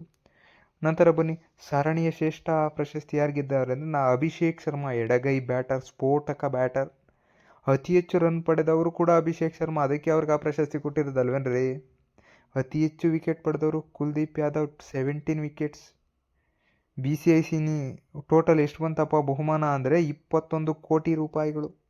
ಇದಿಷ್ಟು ಏಷ್ಯಾ ಕಪ್ಪು ಭಾರತ ಗೆದ್ದಿರೋ ಮಾಹಿತಿ. ಕೇಳ್ಬೋದು, ಸ್ಪೋರ್ಟ್ಸು ಸ್ವಲ್ಪ ರಿಲೇಟೆಡ್ ಇರ್ತದಲ್ಲ, ಸ್ವಲ್ಪ ಹಳೇದಾಗಿದೆ, ಮರ್ತಿರ್ತಾರ ಅಂತ ಚೆಕ್ ಮಾಡೋಕ್ಕೆ ಹೇಳ್ತಾರೆ. ನಾವು ಮರ್ತಿಲ್ಲ, ನಾವು ಎಕ್ಸಾಮ್ ಚೆನ್ನಾಗಿ ಮಾಡ್ತೀವಿ ಅಂತ ನೀವು ಹೇಳ್ಬೇಕಷ್ಟೆ. ಬನ್ನಿ ಮುಂದೆ ಹೋಗೋಣ. BCCIನ ನೂತನ ಅಧ್ಯಕ್ಷರಾಗಿ ಮಿಥುನ್ ಮಾನ್ಹಾಸ್. ಓಕೆ, ಮಿಥುನ್ ಅವರಾಗ್ಬಿಟ್ಟಿದ್ದಾರೆ BCCIನ ನೂತನ ಅಧ್ಯಕ್ಷರಾಗಿ. 2025 ಸೆಪ್ಟೆಂಬರ್ 28ರಂದು BCCIನ 94ನೇ ವಾರ್ಷಿಕ ಸಭೆಯಲ್ಲಿ ಚುನಾವಣೆಯಲ್ಲಿ 45 ವರ್ಷದ ಮಿಥುನ್ ಅವರು ಬಹುಮತದೊಂದಿಗೆ ಅಧ್ಯಕ್ಷರಾಗಿ ಆಯ್ಕೆಯಾಗಿದ್ದಾರೆ. ಇವರು 37ನೇ ಅಧ್ಯಕ್ಷರಾಗಿರ್ತಾರೆ. ಹಿಂದೆ ಯಾರಪ್ಪ ಇದ್ರು ಅಂದರೆ BCCI ಅಧ್ಯಕ್ಷರು ರೋಜರ್ ಬಿನ್ನಿ ಆಗಿದ್ರು ಹಿಂದೆ. ಇವ್ರು ಆಗೋದಕ್ಕಿಂತ ಮುಂಚೆ ಅವ್ರಿಗೆ ಎಷ್ಟು ವರ್ಷ? 70 ವರ್ಷ. ಅವರು ಮೂಲತಃ ನಮ್ಮ ಕನ್ನಡದವರು. ಯಾರು? ರೋಜರ್ ಬಿನ್ನಿ. ಆದರೆ ಈಗ 37ನೇ ಅಧ್ಯಕ್ಷರು ಯಾರು ಅಂತ ಕೇಳಿದ್ರೆ ಮಿಥುನ್ ಮಾನಸ್. ಓಕೆನಾ?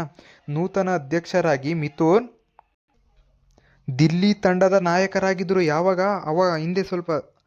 ಇವರು ಆಲ್ರೌಂಡರ್ ಆಟಗಾರ. ಸುಮಾರು 150 ಹೆಚ್ಚು ಪ್ರಥಮ ದರ್ಜೆಯ ಕ್ರಿಕೆಟ್ ಆಟ ಆಡಿದ್ದಾರೆ. IPLನಲ್ಲಿ Chennai super, CSK, Delhi, Pune warriors ತಂಡಗಳನ್ನು ಪ್ರತಿನಿಧಿಸಿದರು.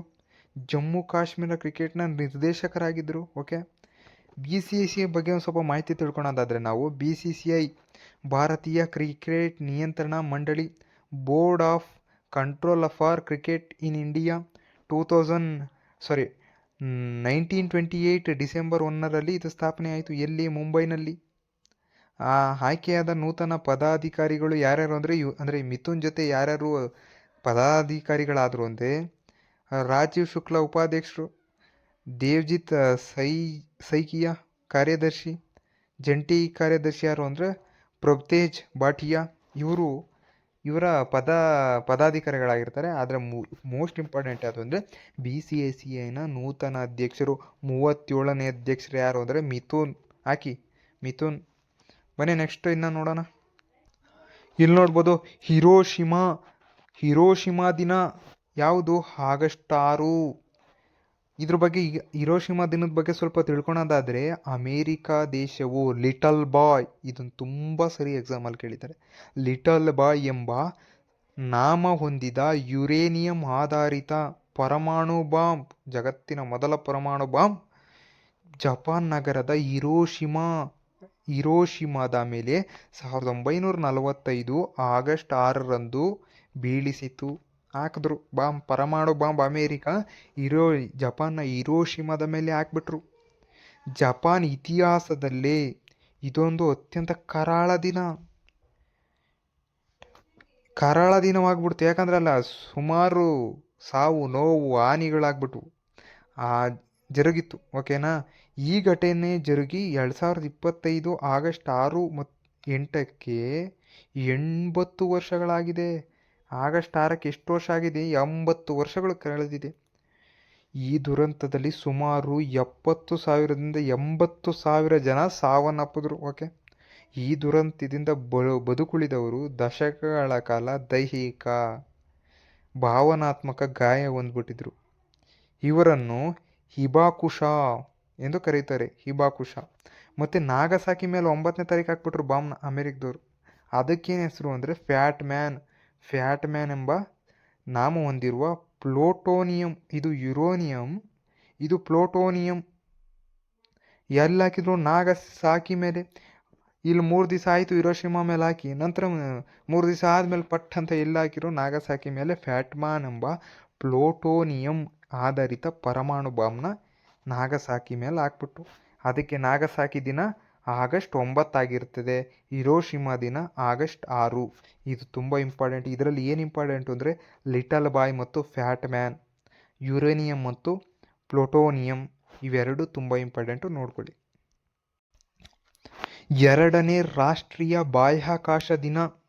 2ನೇ ರಾಷ್ಟ್ರೀಯ ಬಾಹ್ಯಾಕಾಶ ದಿನ ಆಗಸ್ಟ್ 23. ಆಗಸ್ಟ್ 23 ಭಾರತದ ರಾಷ್ಟ್ರೀಯ ಬಾಹ್ಯಾಕಾಶ ದಿನ.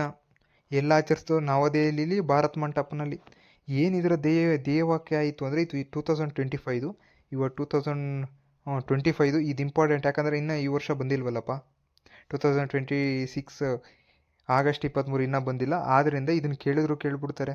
ಏನು ಧ್ಯೇಯವಾಕ್ಯ? ಏನು? ಆರ್ಯಭಟದಿಂದ ಗಗನಯಾನದವರೆಗೂ ಅಪರಿಮಿತ ಸಾಧ್ಯತೆಗಾಗಿ ಪ್ರಾಚೀನ ಬುದ್ಧಿವಂತಿಕೆ ಅನ್ನೋದು ಇದ್ರ ಧ್ಯೇಯವಾಕ್ಯ. ಇದು ಇಂಪಾರ್ಟೆಂಟ್, ನೋಡ್ಕೊಳ್ಳಿ. ನವದೆಹಲಿಯ ಭಾರತ್ ಮಂಟಪ್ನಲ್ಲಿ 2ನೇ ರಾಷ್ಟ್ರೀಯ ಬಾಹ್ಯಾಕಾಶ ದಿನವನ್ನು ಆಚರಿಸಲಾಯಿತು. ಈ ಧ್ಯೇಯವಾಕ್ಯ ನೋಡಿದ್ದೀರಾ? ಈ ಧ್ಯೇಯವಾಕ್ಯ ತುಂಬಾ ಇಂಪಾರ್ಟೆಂಟು, ನೋಡ್ಕೊಳ್ಳಿ. ನಂತರ ಆಚರಣೆಯ ಹಿನ್ನೆಲೆ. ಏನಕ್ಕಪ್ಪ ಇದು ಆಚರಣೆ ಮಾಡ್ತಾವ್ರೆ? ಭಾರತೀಯ ರಾಷ್ಟ್ರೀಯ ಬಾಹ್ಯಾಕಾಶ ದಿನ ಏನಕ್ಕೆ ಆಚರಣೆ ಮಾಡ್ತಾವ್ರೆ ಆಗಸ್ಟ್ 23 ಅಂದರೆ ಚಂದ್ರಯಾನ 3 ಮಿಷನ್, ಚಂದ್ರಯಾನ 3 2023 ಆಗಸ್ಟ್ 23 ಅಂದು ಚಂದ್ರನ ಮೇಲ್ಮೈನಲ್ಲಿ ವಿಕ್ರಮ್ ಲ್ಯಾಂಡರನ್ನು ಸುರಕ್ಷಿತವಾಗಿ ಮೃದುವಾಗಿ ಸಾಫ್ಟ್ ಲ್ಯಾಂಡಿಂಗ್ ಮಾಡಿದ್ರು. ಅದು ಭಾರತ ಚಂದ್ರನ ಮೇಲೆ ಇಳಿದ 4ನೇ ದೇಶವಾಗ್ತು ಮತ್ತು ಚಂದ್ರನ ದಕ್ಷಿಣ ಧ್ರುವದ ಮೇಲೆ ಈ ಸಾಫ್ಟ್ ಲ್ಯಾಂಡಿಂಗ್ ಮಾಡಿದ ಮೊದಲ ದೇಶ ಎಂಬ ಹೆಗ್ಗಳಿಕೆಗೆ ಇದಾಯಿತು. ಯಾವ್ದಪ್ಪ ಸಾಫ್ಟ್ ಲ್ಯಾಂಡಿಂಗ್ ಆಯಿತು ಅಂದರೆ ಪ್ರಜ್ಞಾನ್ ಎಂಬ ರೋವರು ಯಶಸ್ವಿಯಾಗಿ ನಿಯೋಜನೆಗೊಂಡಿತು. ಲ್ಯಾಂಡಿಂಗ್ ತಾಣಕ್ಕೊಂದು ಇವಾಗ ಚಂದ್ರನ ಮೇಲೆ ದಕ್ಷಿಣ ಧ್ರುವದಲ್ಲಿ ಲ್ಯಾಂಡ್ ಆಯ್ತಲ್ಲ, ಆ ಲ್ಯಾಂಡ್ ಆಗಿರೋ ಒಂದು ಸ್ಥಳಕ್ಕೆ ಏನು ಕೊಟ್ಟರು ಅಂದರೆ ಶಿವಶಕ್ತಿ ಪಾಯಿಂಟ್ ಅಥವಾ ಶಿವಶಕ್ತಿ ಬಿಂದು ಎಂದು ಹೆಸರಿಟ್ಟರು. ನೋಡಿ, ಶಿವಶಕ್ತಿ ಬಿಂದು. ಆಗಸ್ಟ್ 23ರಂದು ರಾಷ್ಟ್ರೀಯ ಬಾಹ್ಯಾಕಾಶ ದಿನ ಎಂದು ಘೋಷಣೆ ಆಯಿತು. ಯಾಕೆ? ಇದರ ನೆನಪಿಗೋಸ್ಕರ. ಆದ್ದರಿಂದ ಆ ವರ್ಷನೇ ಸ್ಟಾರ್ಟ್ ಮಾಡಿರು, 2024 ಸ್ಟಾರ್ಟ್ ಮಾಡಿರು. ಮೊದಲ ರಾಷ್ಟ್ರೀಯ ಬಾಹ್ಯಾಕಾಶ ದಿನ ಆಗಸ್ಟ್ 23. ಚಂದ್ರನನ್ನು ಸ್ಪರ್ಶಿಸುವಾಗ, ಜೀವನವನ್ನು ಸ್ಪರ್ಶಿಸುವುದು ಭಾರತದ ಬಾಹ್ಯಾಕಾಶ ಸಾಹಸಗಾಥೆ ಎಂದು ಇದರ ಧ್ಯೇಯವಾಕ್ಯವಾಗಿತ್ತು. ಯಾವಾಗ? 2024ನಲ್ಲಿ. ಬಟ್ 25ನಲ್ಲಿ ಧ್ಯೇಯವಾಕ್ಯ. ಇದು ತುಂಬಾ ಇಂಪಾರ್ಟೆಂಟ್ ಇದು. ಯಾಕಂದರೆ ಇಸ್ರೋ ಬಗ್ಗೆ, ಸ್ಪೇಸ್ ಬಗ್ಗೆ, ಯಾಕಂದರೆ ಇದು ಸಾಕಷ್ಟು ಅಭಿವೃದ್ಧಿವಂತ ಇದೆ ಇಸ್ರೋ. ಅದರಿಂದ KE ಅವರು ಮತ್ತು ಯಾವುದೇ ಎಕ್ಸಾಮ್ ಆಗಲಿ ಬಾಹ್ಯಾಕಾಶದ ಬಗ್ಗೆ ಕೇಳೋ ಚಾನ್ಸಸ್ ಇದ್ದರೆ ಇಸ್ರೋ ಬಗ್ಗೆ ಕೇಳೋ ಚಾನ್ಸಸ್ಸು ತುಂಬಾ ಇದೆ, ನೋಡ್ಕೊಳ್ಳಿ. ನೋಡಿ ಇಲ್ಲಿ ಭಾರತದ ಚಂದ್ರಯಾನ ಯೋಜನೆಗಳು ಏನೇನು ಯೋಜನೆ ಮಾಡಿದ್ವಪ್ಪ ನಾವು? ಚಂದ್ರಯಾನ 1 2008 ಅಕ್ಟೋಬರ್ 22ರಂದು PSLV-C11 ಮೂಲಕ ರಾಕೆಟ್ ಮೂಲಕ ಕಳಿಸಿದ್ವಿ. ಚಂದ್ರಯಾನ 1 2008ರಲ್ಲಿ. ಓಕೆ. ಚಂದ್ರಯಾನ 1 ಆರ್ಬಿಟರ್ನಿಂದ ಇಂಪ್ಯಾಕ್ಟ್ ಪ್ರೋಬ್ ಉಪಕರಣವು ಪ್ರತ್ಯೇಕಗೊಂಡು ಚಂದ್ರನ ದಕ್ಷಿಣದ ಮೇಲೆ ಬಿತ್ತಷ್ಟೇ. ದಕ್ಷಿಣದ ಶಾಕ್ಟೇನ್ ಕ್ರೇಟರ್ನಲ್ಲಿ 2008ರ ನವೆಂಬರ್ 14ರಂದು ಬಿದ್ದುಬಿಡ್ತು. ಅದು ಯಶಸ್ವಿ ಆಗಲಿಲ್ಲ, ಬಿದ್ದುಬಿಡ್ತು. ಅದನ್ನು ನೆಹರು ಪಾಯಿಂಟ್ ಅಂತ ಕರಿತೀವಿ. ಇದು ಚಂದ್ರಯಾನ 1ನ 2008 ಉಡಾವಣೆ ಮಾಡ್ತೇವೆ.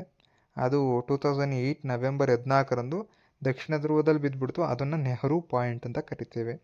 ಮತ್ತು ನೋಡಿ, ಚಂದ್ರಯಾನ 2 2019 ಜುಲೈ 22ರಂದು GSLV MK3 ರಾಕೆಟ್ ಮೂಲಕ ಉಡಾವಣೆ ಮಾಡಿದ್ವಿ. ಇದು ಲ್ಯಾಂಡರ್ ಮತ್ತು ಪ್ರಜ್ಞಾನ್ ರೋವರ್, ವಿಕ್ರಮ್ ಲ್ಯಾಂಡರ್ ಮತ್ತು ಪ್ರಜ್ಞಾನ್ ರೋವರನ್ನು ಉಡಾವಣೆ ಮಾಡಲಾಗಿತ್ತು. 2019 ಸೆಪ್ಟೆಂಬರ್ 6ರಂದು ಚಂದ್ರನ ದಕ್ಷಿಣ ಧ್ರುವದ ನಿಗದಿತ ಸ್ಥಳಕ್ಕೆ ಇಳಿಯುವಲ್ಲಿ ವಿಫಲವಾಯಿತು. ಯಾಕಂದರೆ ಸಾಫ್ಟ್ ಲ್ಯಾಂಡಿಂಗ್ ಆಗಲಿಲ್ಲ. ಈ ಸ್ಥಳವನ್ನು ಏನಂತೀವಿ? ತ್ರಿರಂಗ್ ಪಾಯಿಂಟ್ ಅಂತ ಕರಿತೀವಿ.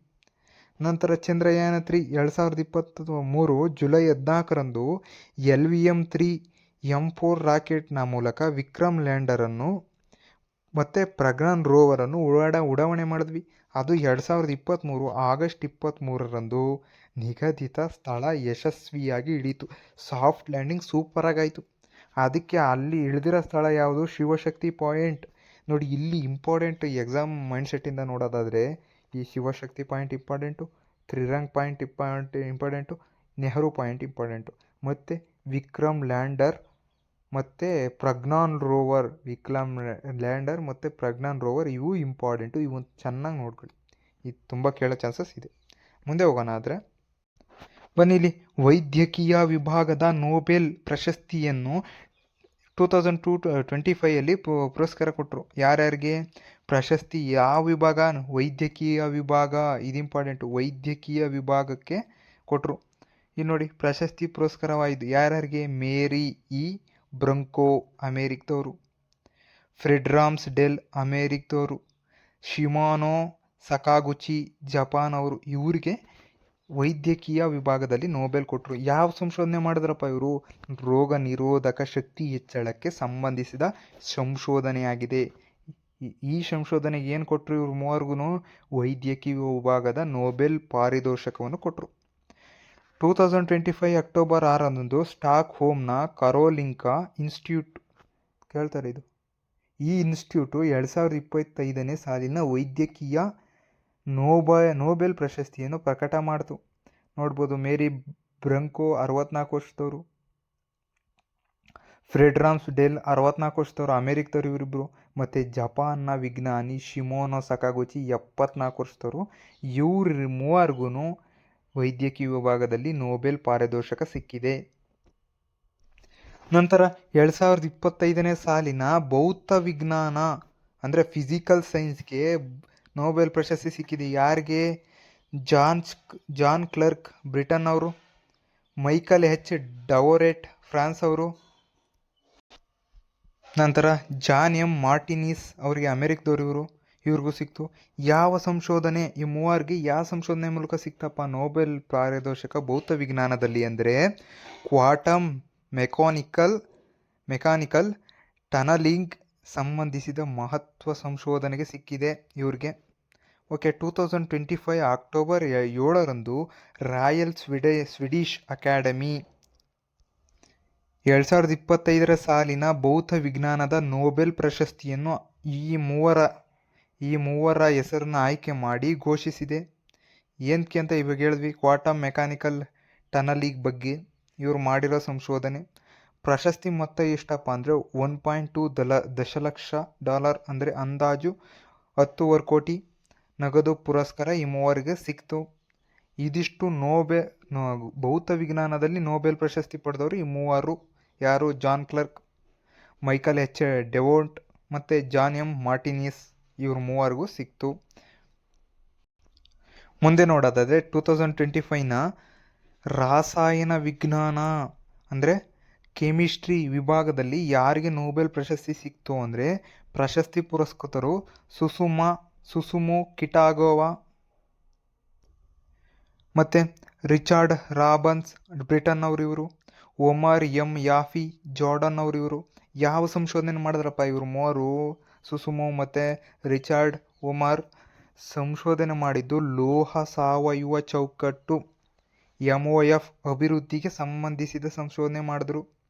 2025 ಅಕ್ಟೋಬರ್ 8ರಂದು 2025ನೇ ಸಾಲಿನ ರಾಸಾಯನಿಕ ವಿಭಾಗದ ನೋಬೆಲ್ ಪ್ರಶಸ್ತಿಗೆ ಭಾಜನರಾದ ಪುರಸ್ಕೃತರ ಹೆಸರನ್ನು ರಾಯಲ್ ಸ್ವೀಡನ್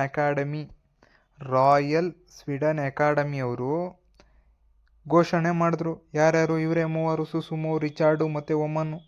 ಇವರಿಗೆ ಕೊಟ್ಟರು. ಯಾವ ಸಂಶೋಧನೆ ಅಂದರೆ ಲೋಹ ಸಾವಯವ ಚೌಕಟ್ಟು. ಇದು ತುಂಬಾ ಇಂಪಾರ್ಟೆಂಟ್, ಇದನ್ನು ತಿಳ್ಕೊಳ್ಳಿ. ಈ ಟೋಟಲ್ ಆಗಿ 2025 ರಾಸಾಯನಿಕ ವಿಜ್ಞಾನದ ನೊಬೆಲ್ ಪ್ರಶಸ್ತಿ ಯಾರು ಪಡೆದ್ರು ಅಂತ ಹೇಳಿದ್ರೆ ಸುಸುಮೋ, ರಿಚಾರ್ಡ್, ಓಮನ್. ಇವ್ರು ಮೂವರು ಇಂಪಾರ್ಟೆಂಟು, ನೋಡ್ಕೊಳ್ಳಿ. ಇಲ್ಲಿ ನೋಡಿ ಮುಂದೆ 2025 ಸಾಲಿನ ಸಾಹಿತ್ಯ ವಿಭಾಗದಲ್ಲಿ ನೊಬೆಲ್ ಪ್ರಶಸ್ತಿ ಪಡೆದವರು ಯಾರು ಅಂತ ಕೇಳಿದ್ದಾರೆ. ಇಲ್ಲಿ ನೋಡ್ಬೋದು. ಇಲ್ಲಿ 2025 ಪ್ರಶಸ್ತಿ ಪುರಸ್ಕೃತರು ಲಾಸ್ಲೋ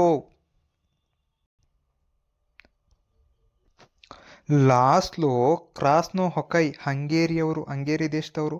ಏನಪ್ಪ ಸಾಧನೆ ಮಾಡಿದ್ರು ಇವರು ಅಂದರೆ ಅರ್ನೆಸ್ಟ್ ಹಮ್ಮಿಂಗ್ವೇ, ಆಲ್ಬರ್ಟ್ ಕಾಮು ಹಾಗೂ ಟೋನಿ ಮಾರಿಸನ್ ಅವರ ಸಾಹಿತ್ಯ ಶ್ರೇಷ್ಠ ಕೃತಿಗಳು.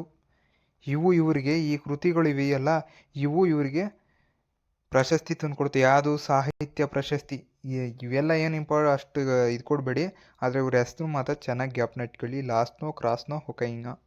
ಓಕೆನಾ?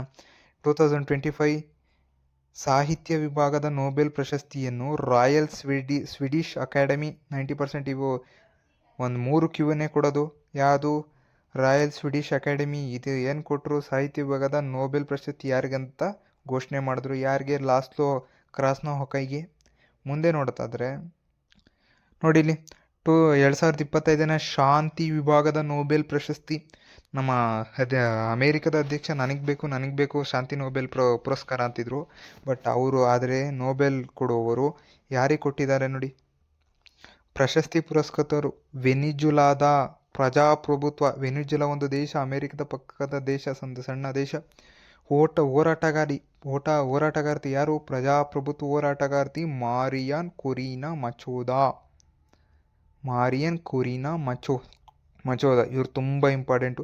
ಏನಪ್ಪ ಮಾಡಿದ್ದಾರೆ ಇವರು ಅಂದರೆ ಇವರು ಈ ಸಾಧನೆ ಕೊಟ್ಟಿರೋದು ಪ್ರಜಾಸತ್ತಾತ್ಮಕ ಹಕ್ಕುಗಳ ಪ್ರಚಾರ ಮತ್ತು ಸರ್ವಾಧಿಕಾರದಿಂದ ಪ್ರಜಾಪ್ರಭುತ್ವದೆಡೆಗೆ ಶಾಂತಿಯುತವಾಗಿ ದೇಶವನ್ನು ಕೊಂಡೊಯ್ಯಲು ಹೋರಾಟ ನಡೆಸಿದ್ದಾರೆ. ಹಲವಾರು ಹೋರಾಟ ಮಾಡಿದ್ದಾರೆ.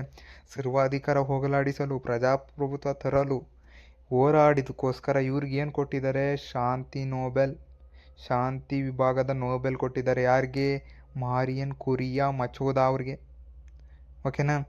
2025 ಅಕ್ಟೋಬರ್ 10 ನಾರ್ವೇಜಿಯನ್ ನೊಬೆಲ್ ಸಮಿತಿ.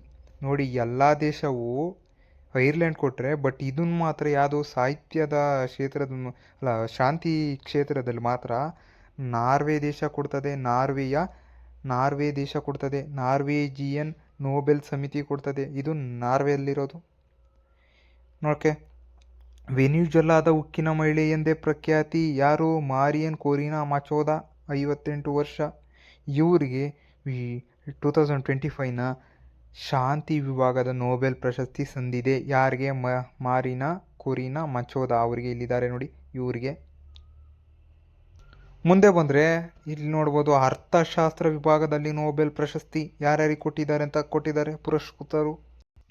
ಇಲ್ಲಿ ನೋಡಿ ಏನೇನು ಪ್ರಶಸ್ತಿ ಪುರಸ್ಕೃತರು ಯಾರ್ಯಾರು ಅಂದರೆ ಜೋಯೆಲ್ ಮೊಕೀರ್ ಅಮೇರಿಕದವರು ಇವರು, ಮತ್ತು ಫಿಲಿಪ್ ಅಗಿಯಾನ್ ಲಂಡನ್ ಅವರು, ಪೀಟರ್ ಹೊಮಿಟ್ ಅಮೇರಿಕದವರು. ಇವರಿಗೆ ಅರ್ಥಶಾಸ್ತ್ರದಲ್ಲಿ ನೊಬೆಲ್ ಪಾರಿತೋಷಕ ಸಿಕ್ಕಿದೆ 2025. ಇವ್ರದ್ದು ಏನಪ್ಪ ಕೊಡುಗೆ ಅಂದರೆ ನಾವೀನ್ಯತೆ ಮೂಲಕ ಆರ್ಥಿಕ ಅಭಿವೃದ್ಧಿಗೆ ನೀಡಿದ ಕೊಡುಗೆ. ಇವರು ಆರ್ಥಿಕತೆ ಬಗ್ಗೆ ತುಂಬ ಕೊಡುಗೆ ಕೊಟ್ಟಿರೋದ್ರಿಂದ ಇದನ್ನು ಇವ್ರಿಗೆ ಸೆಲೆಕ್ಟ್ ಮಾಡಿದ್ದಾರೆ. ಎಷ್ಟರಲ್ಲಿ ಕೊಟ್ಟರು ಅಂದರೆ 2025 October 13 royal Swedish academy of science ಇಲ್ಲಿ ಅವರು 2025 ಸಾಲಿನ ಅರ್ಥಶಾಸ್ತ್ರ ವಿಭಾಗದ ನೊಬೆಲ್ ಪಾರಿತೋಷಕವನ್ನು ಈ ಮೂವರಿಗೆ ಕೊಟ್ಟಿದ್ದಾರೆ. ಓಕೆನಾ? ಇಷ್ಟಿಷ್ಟು ಇವ್ರು ಅರ್ಥಶಾಸ್ತ್ರದ ಬಗ್ಗೆ. ಆದರೆ ನಂತರ ನೋಡಿ ಇಲ್ಲಿ ಪ್ರಶಸ್ತಿ ಮಾತ್ರ ಎಷ್ಟು ಅಂತ ಕೇಳಿದರೆ 1.2 ದಶಲಕ್ಷ ಅಮೇರಿಕನ್ ಡಾಲರ್ ಅಂದರೆ 10 ಕೋಟಿ ಆಗ್ತದೆ. ಮುಂದೆ ಇದ್ರ ಬಗ್ಗೆ ನೋಡೋದಾದರೆ ನಮ್ಮ ಭಾರತೀಯರು ಯಾರು ತಗೊಂಡಿದ್ದಾರೆ ಅಂತ ನೋಡೋಣ ಬನ್ನಿ. ನೊಬೆಲ್ ಪ್ರಶಸ್ತಿ ಪಡೆದ ಭಾರತೀಯರು ಮತ್ತು ಭಾರತೀಯ ಮೂಲದವರು ಅಂತ ಕೊಟ್ಟಿದ್ದಾರೆ. ಓಕೆ, ರವೀಂದ್ರನಾಥ ಟ್ಯಾಗೋರ್ ಏಷ್ಯಾದಲ್ಲಿ ಮೊದಲು ಭಾರತ ಮತ್ತು ಏಷ್ಯಾದಲ್ಲೇ ಖಂಡದಲ್ಲಿ ಮೊದಲ ಸಾಹಿತಿ ಯಾನ್ ಪಡೆಯಲು ನೊಬೆಲ್ ಪಾರಿತೋಷಕ ಪಡೆಯಲು ಎಷ್ಟರಲ್ಲಿ 1913ರಲ್ಲಿ ಯಾವ ಕೃತಿ ಅಂದರೆ ಗೀತಾಂಜಲಿ ಕೃತಿಗೆ 1919ರಲ್ಲಿ ಸಾಹಿತ್ಯ ವಿಭಾಗದಲ್ಲಿ ನೊಬೆಲ್ ಪಾರಿತೋಷಕವನ್ನು ಪಡಿತಾರೆ. ಯಾರು? ನಮ್ಮ ರವೀಂದ್ರನಾಥ ಟ್ಯಾಗೋರ್. ರಾಷ್ಟ್ರ ಗೀತೆ ಬರೆದಿದ್ದಾರಲ್ಲ ಮಹಾನ್ ಭಾವ ಅವರೇ. ನಂತರ ಸರ್ ಸಿ ವಿ ರಾಮನ್ ಭೌತಶಾಸ್ತ್ರ 1930ರಲ್ಲಿ. ಬೆಳಕಿನ ಚದುರುವಿಕೆ ರಾಮನ್ ಎಫೆಕ್ಟ್ ಅಂತ ಫೇಮಸ್ಸು. ಮದರ್ ತೆರೇಸಾ ಶಾಂತಿಗೆ 1979ರಲ್ಲಿ ಮಿಷನ್ ಆಫ್ ಚಾರಿಟಿ ಎಂಬ ಒಂದು ಸೇವಾ ಸಂಸ್ಥೆ ಮೂಲಕ. ಮತ್ತು ಡಾಕ್ಟರ್ ಅಮರ್ತ್ಯ ಸೇನ್ ಅರ್ಥಶಾಸ್ತ್ರದಲ್ಲಿ ತಗೊಂಡಿದ್ದಾರೆ. ಕಲ್ಯಾಣ ಅರ್ಥಶಾಸ್ತ್ರ ಮತ್ತು ಸಾಮಾಜಿಕ ಸಿದ್ಧಾಂತದ ಬಗ್ಗೆ ಇವ್ರದ್ದು. ಇನ್ನು ಪ್ರಮುಖರು ಯಾರ್ಯಾರು ಅಂದರೆ ನಮಗೆ ಬೇಕಾಗಿರೋದು ಇಲ್ಲಿ ಇನ್ನು ಇವರೆಲ್ಲ ನಮ್ಮ ತಗೊಂಡಿದ್ದಾರೆ. ಇವರೆಲ್ಲ ಪ್ರಮುಖ ನೋಡ್ಕೊಳ್ಳಿ, ಸುಮ್ಮನೆ ಅವ್ರು ನೋಡ್ಕೊಳ್ಳಿ. ರೀಸೆಂಟ್ ನೋಡಿ ಇಲ್ಲಿ ಅಭಿಜಿತ್ ಬ್ಯಾನರ್ಜಿ ಇವ್ರನ್ನ ಕೇಳೋ ಚಾನ್ಸಸ್ ಇರುತ್ತೆ, ಯಾಕಂದರೆ ಒಂದು ಸ್ವಲ್ಪ ರೀಸೆಂಟ್ 2019 ಅಲ್ಲ, ರೀಸೆಂಟ್ ಇದೆ. ಜಗತ್ತಿನ ಬಡತನ ನಿರ್ವಹಣೆಯ ಪ್ರಾಯೋಗಿಕ ಅಧ್ಯಯನ ಅರ್ಥಶಾಸ್ತ್ರದಲ್ಲಿ 2019ಯಲ್ಲಿ ಕೊಟ್ಟಿದ್ದಾರೆ ಅಭಿಜಿತ್ ಬ್ಯಾನರ್ಜಿ ಅವರಿಗೆ. ಸ್ವೀಡನ್ ರಾಸಾಯನಿಕ ಶಾಸ್ತ್ರಜ್ಞ ಸಂಶೋಧಕ ಆಲ್ಫ್ರೆಡ್ ನೋಬಲ್. ಇವಾಗ ಆಲ್ಫ್ರೆಡ್ ನೋಬಲ್ ಬಗ್ಗೆ ಒಂದು ಸ್ವಲ್ಪ ತಿಳಿಯೋದಾದರೆ, ಆಲ್ಫ್ರೆಡ್ ನೋಬಲ್ ಸ್ವೀಡನ್ ಅವರು. ನೋಡಿ, ಸ್ವೀಡನ್ನೇ ಎಲ್ಲದಕ್ಕೂ ಕೊಡೋದಿಲ್ಲಿ, ಓಕೆನಾ. ಒಂದು ನಾರ್ವೆ ಶಾಂತಿ ವಿಭಾಗದಲ್ಲಿ ಕೊಡುತ್ತದೆ, ಇನ್ನೆಲ್ಲ ನೋಡಿ ಸ್ವೀಡನ್ ಕೊಡೋದು. 1833ರಲ್ಲಿ ಅಕ್ಟೋಬರ್ 20ರಂದು ಸ್ವೀಡನ್ನಲ್ಲಿ ಇವರು ಜನಿಸಿದ್ರು. ಇಲ್ಲಿ ಸ್ಟಾಕ್ ಹೋಮಲ್ಲಿ. ಆಲ್ಫ್ರೆಡ್ ನೋಬಲ್ ಅವರ ಮರಣ ದಿನಾಂಕ ಯಾವುದು ಅಂದರೆ 1896 ಡಿಸೆಂಬರ್ 10. ನೋಡಿ, ಡಿಸೆಂಬರ್ 10 ಕೊಡೋದು ಪ್ರಶಸ್ತಿಗಳನ್ನು, ಯಾಕಂದರೆ ಇವರ ಮರಣವಂತಾರಲ್ಲ ಅದರ ನೆನಪಾಗಿ ನೊಬೆಲ್ ಪಾರಿತೋಷಕವನ್ನು ಕೊಡ್ತಾರೆ. ಇದಿಷ್ಟು ನೊಬೆಲ್ ಪ್ರಶಸ್ತಿ ಬಗ್ಗೆ. ಆದರೆ ಮುಂದೆ ನೋಡೋದಾದರೆ 22ನೇ ಆಸಿಯಾನ್ ಭಾರತದ ಶೃಂಗಸಭೆ ಆಸಿಯಾನ್, ಓಕೆನಾ, ಆಸಿಯಾನ್ ಇಂಡಿಯನ್ ಸಮ್ಮಿಟ್ ಇದು ತುಂಬಾ ಎಷ್ಟನೇದು 22ನೇದು ಆಸಿಯಾನ್ ಭಾರತದ ಶೃಂಗಸಭೆ. ಆಸಿಯಾನ್ ಭಾರತದ ಶೃಂಗಸಭೆ 2025 ಅಕ್ಟೋಬರ್ 26 ಮಲೇಷಿಯಾದ ಕೌಲಾಲಂಪುರಂನಲ್ಲಿ ಜರುಗಿತು. ಮಲೇಷಿಯಾದಲ್ಲೇ ಜರುಗಿದ್ದು ಯಾವುದು? 22ನೇ ಆಸಿಯಾನ್ ಶೃಂಗಸಭೆ. ಇದರಲ್ಲಿ ಯಾರು ವಿದೇಶಾಂಗ ನೀತಿಯ ಜಯಶಂಕರ್ ಅವರು ಭಾಗವಹಿಸಿದ್ದು. ಪ್ರಧಾನಮಂತ್ರಿ ಮೋದಿಯವರು ವರ್ಚುವಲ್ ಆಗಿ ಭಾಗವಹಿಸಿದರು, ಆದರೆ ಜಯಶಂಕರ್ ಕೂಡ ಭಾಗವಹಿಸಿದರು. ಇದನ್ನು ಕೇಳ್ತಾರೆ, ಎಲ್ಲಿ ನಡೀತು ಅಂತ ಕೇಳ್ತಾರೆ. ಆಸಿಯಾನ್ ಶೃಂಗಸಭೆ 2025 ಎಲ್ಲಿ ನಡೀತು? ಮಲೇಷಿಯಾದಲ್ಲಿ ನಡೀತು. ಇದು ಕೇಳ್ತಾರೆ, ಇಂಪಾರ್ಟೆಂಟು. ಇಲ್ಲಿ ನೋಡಿ, ಮುಂದಿನ ಅತ್ಯಂತ ಇದು ಕೇಳೋ ಚಾನ್ಸಸ್ ತುಂಬ ಇದೆ. ICC ಮಹಿಳಾ ಏಕದಿನ ವಿಶ್ವಕಪ್ 2025 ಯಾರಪ್ಪ ವಿಜೇತರಾದರು ಅಂದರೆ ಬೇರೆ ತಂಡಗಳು ಕೇಳಿದರೆ ಅಷ್ಟು ಇಂಪಾರ್ಟೆಂಟ್ ಇರಲಿಲ್ಲ. ಗೆದ್ದಿದ್ರೆ ನಮ್ಮ ಭಾರತದ ಮಹಿಳಾ ತಂಡ ಚಾಂಪಿಯನ್ ಆಗಿದೆ. ಯಾರನ್ನ ಸೋಲಿಸಿ ಅಂತ ಕೇಳಿದ್ರೆ ದಕ್ಷಿಣ ಆಫ್ರಿಕಾವನ್ನು ಸೋಲಿಸ್ತಾರೆ, ಅವರು ರನ್ನರ್ ಅಪ್ ಆಗ್ತಾರೆ. ಇದು ಇಂಪಾರ್ಟೆಂಟು. 2025 ನವೆಂಬರ್ 2ರಂದು ನವಿ ಮುಂಬೈನಲ್ಲಿ DY ಪಾಟೀಲ್ ಕ್ರೀಡಾಂಗಣ. ಭಾರತದ ತಂಡದ ನಾಯಕಿ ಹರ್ಮನ್ ಪ್ರೀತ್ ಕೌರ್ ಅವರು ಭಾರತೀಯ ತಂಡದ ನಾಯಕರಾಗಿ ತಂಡವನ್ನು ಮುನ್ನಡೆಸ್ತಾರೆ. ಅದೇ ರೀತಿ ಲಾರಾ ಉಲ್ಫಾಟ್ ದಕ್ಷಿಣ ಅಮೇರಿಕಾದ ತಂಡದ ನಾಯಕತ್ವ ವಹಿಸಿ ಫೈನಲ್ಗೆ ಇಬ್ಬರು ಬಂದಿರ್ತಾರೆ. ಯಾರು? ಹರ್ಮನ್ಪ್ರೀತ್ ಕೌರ್ ಮತ್ತು ಲಾರಾ ಉಲ್ಫಾಟ್. ಭಾರತ ಮತ್ತು ದಕ್ಷಿಣ ಆಫ್ರಿಕಾ ತುಂಬ ಅತ್ಯಂತ ಕಾತುರತೆಯಿಂದ ಇರ್ತದೆ ಈ ಪಂದ್ಯ. ಈ ಫೈನಲ್ ಏನಿದೆ ಪಂದ್ಯದಲ್ಲಿ ಭಾರತ ತಂಡವು ದಕ್ಷಿಣ ಆಫ್ರಿಕಾ ತಂಡವನ್ನು 52 ರನ್ನಿಂದ ಸೋಲಿಸ್ತೈತೆ. 52 ರನ್ನಿಂದ ಡಿಫೀಟ್ ಮಾಡ್ತೈತೆ. ಯಾರು? ಇಂಡಿಯಾವು ದಕ್ಷಿಣ ಆಫ್ರಿಕಾನ ಸೋಲಿಸ್ತೈತೆ.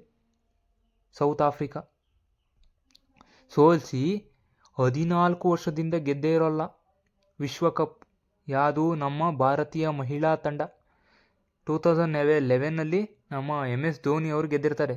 ಅದು ಪುರುಷರ ಏಕದಿನ ವಿಶ್ವಕಪ್. ಆದರೆ ಮಹಿಳೆಯರು 14 ವರ್ಷಗಳ ಬಳಿಕ ಹರ್ಮನ್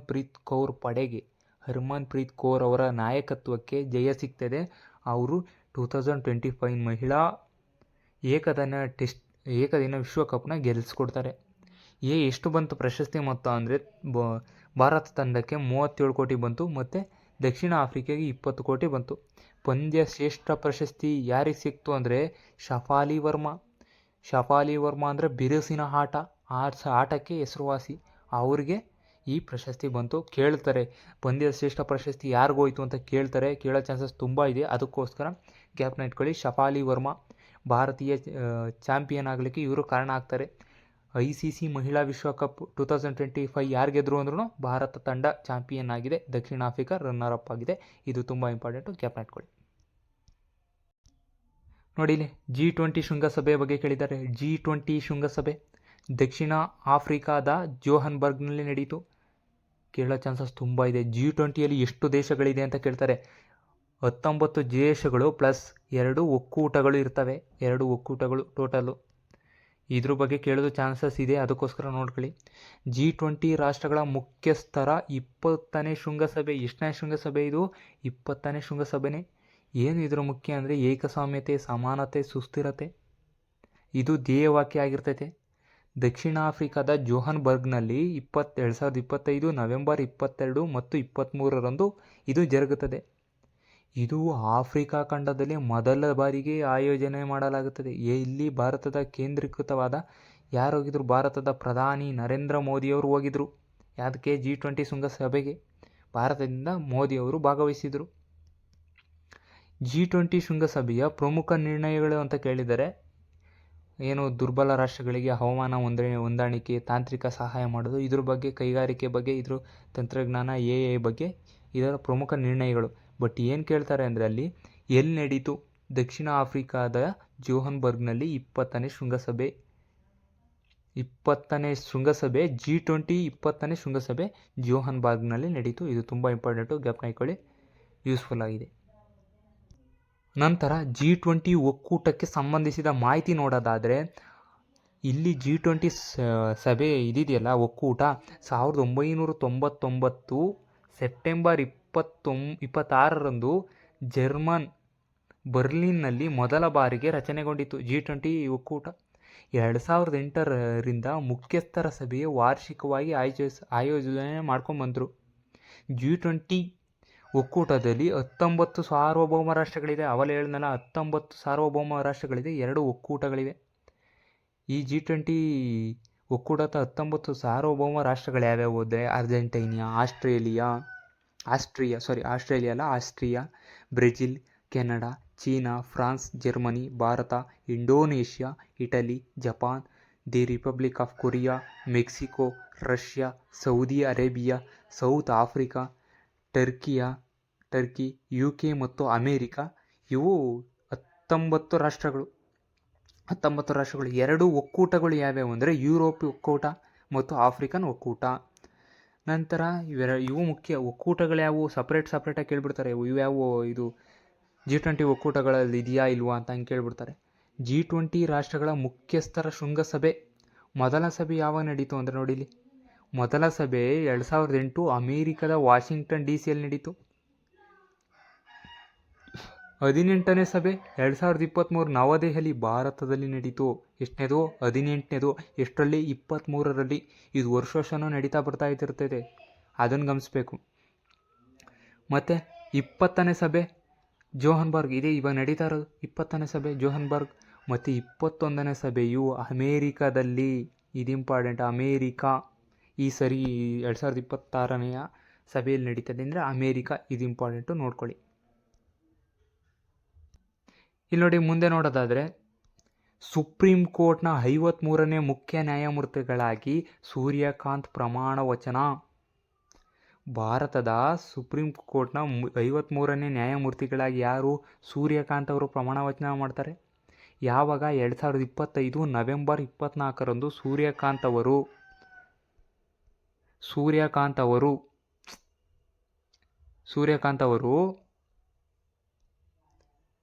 ಪ್ರಮಾಣ ವಚನ ಸ್ವೀಕರಿಸ್ತಾರೆ. ಯಾರು ಇವರಿಗೆ ಪ್ರಮಾಣ ವಚನ ಸ್ವೀಕರಿಸೋರು ಅಂತ ಕೇಳ್ಬಿಡ್ತಾರೆ? ರಾಷ್ಟ್ರಪತಿಗಳು. ಯಾರು ನಿವೃತ್ತಿ ಆಗ್ತಾರೆ ಅಂದರೆ BR ಗವಾಯ್. 52ನೇ ಮುಖ್ಯ ನ್ಯಾಯಮೂರ್ತಿಗಳಾದ BR ಗವಾಯಿಯವರು ನಿವೃತ್ತಿ ಹೊಂದು ಇವರ ಉತ್ತರಾಧಿಕಾರಿ ಅಂತ ಮುಂಚೆನೇ ಸೂಚನೆ ಮಾಡಿರ್ತಾರೆ. ಅದರ ಅನುಸಾರ ಸುಪ್ರೀಂ ಕೋರ್ಟ್ನ 53ನೇ ಮುಖ್ಯ ನ್ಯಾಯಮೂರ್ತಿಗಳಾಗಿ ಸೂರ್ಯಕಾಂತ್ ಅವರು ಪ್ರಮಾಣ ವಚನ ಸ್ವೀಕರಿಸ್ತಾರೆ. ಇವರು ಅಕ್ಟೋಬರ್ 30ರಂದು ನೇಮಕಗೊಂಡಿದ್ದರು.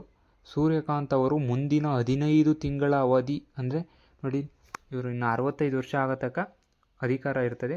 ಎಲ್ಲಿಗೆ ಅವ್ರದ್ದು 65 ವರ್ಷ ಮುಗಿತೈತೆ ಅಂದರೆ 2027 ಫೆಬ್ರವರಿ 9 ತನಕ ಇವರು ಅಧಿಕಾರದಲ್ಲಿರ್ತಾರೆ. ಆಮೇಕಿಂದ ನಿವೃತ್ತವರು ಆಗ್ತಾರೆ. 2027 ತನಕ ಇರ್ತಾರೆ. ಇದಿಷ್ಟು ಇವರು ಸುಪ್ರೀಂ ಕೋರ್ಟ್ನ ಮುಖ್ಯ ನ್ಯಾಯಾಧೀಶಗಳ ಬಗ್ಗೆ. ಆದರೆ ಇಲ್ಲಿ ನೋಡಿ,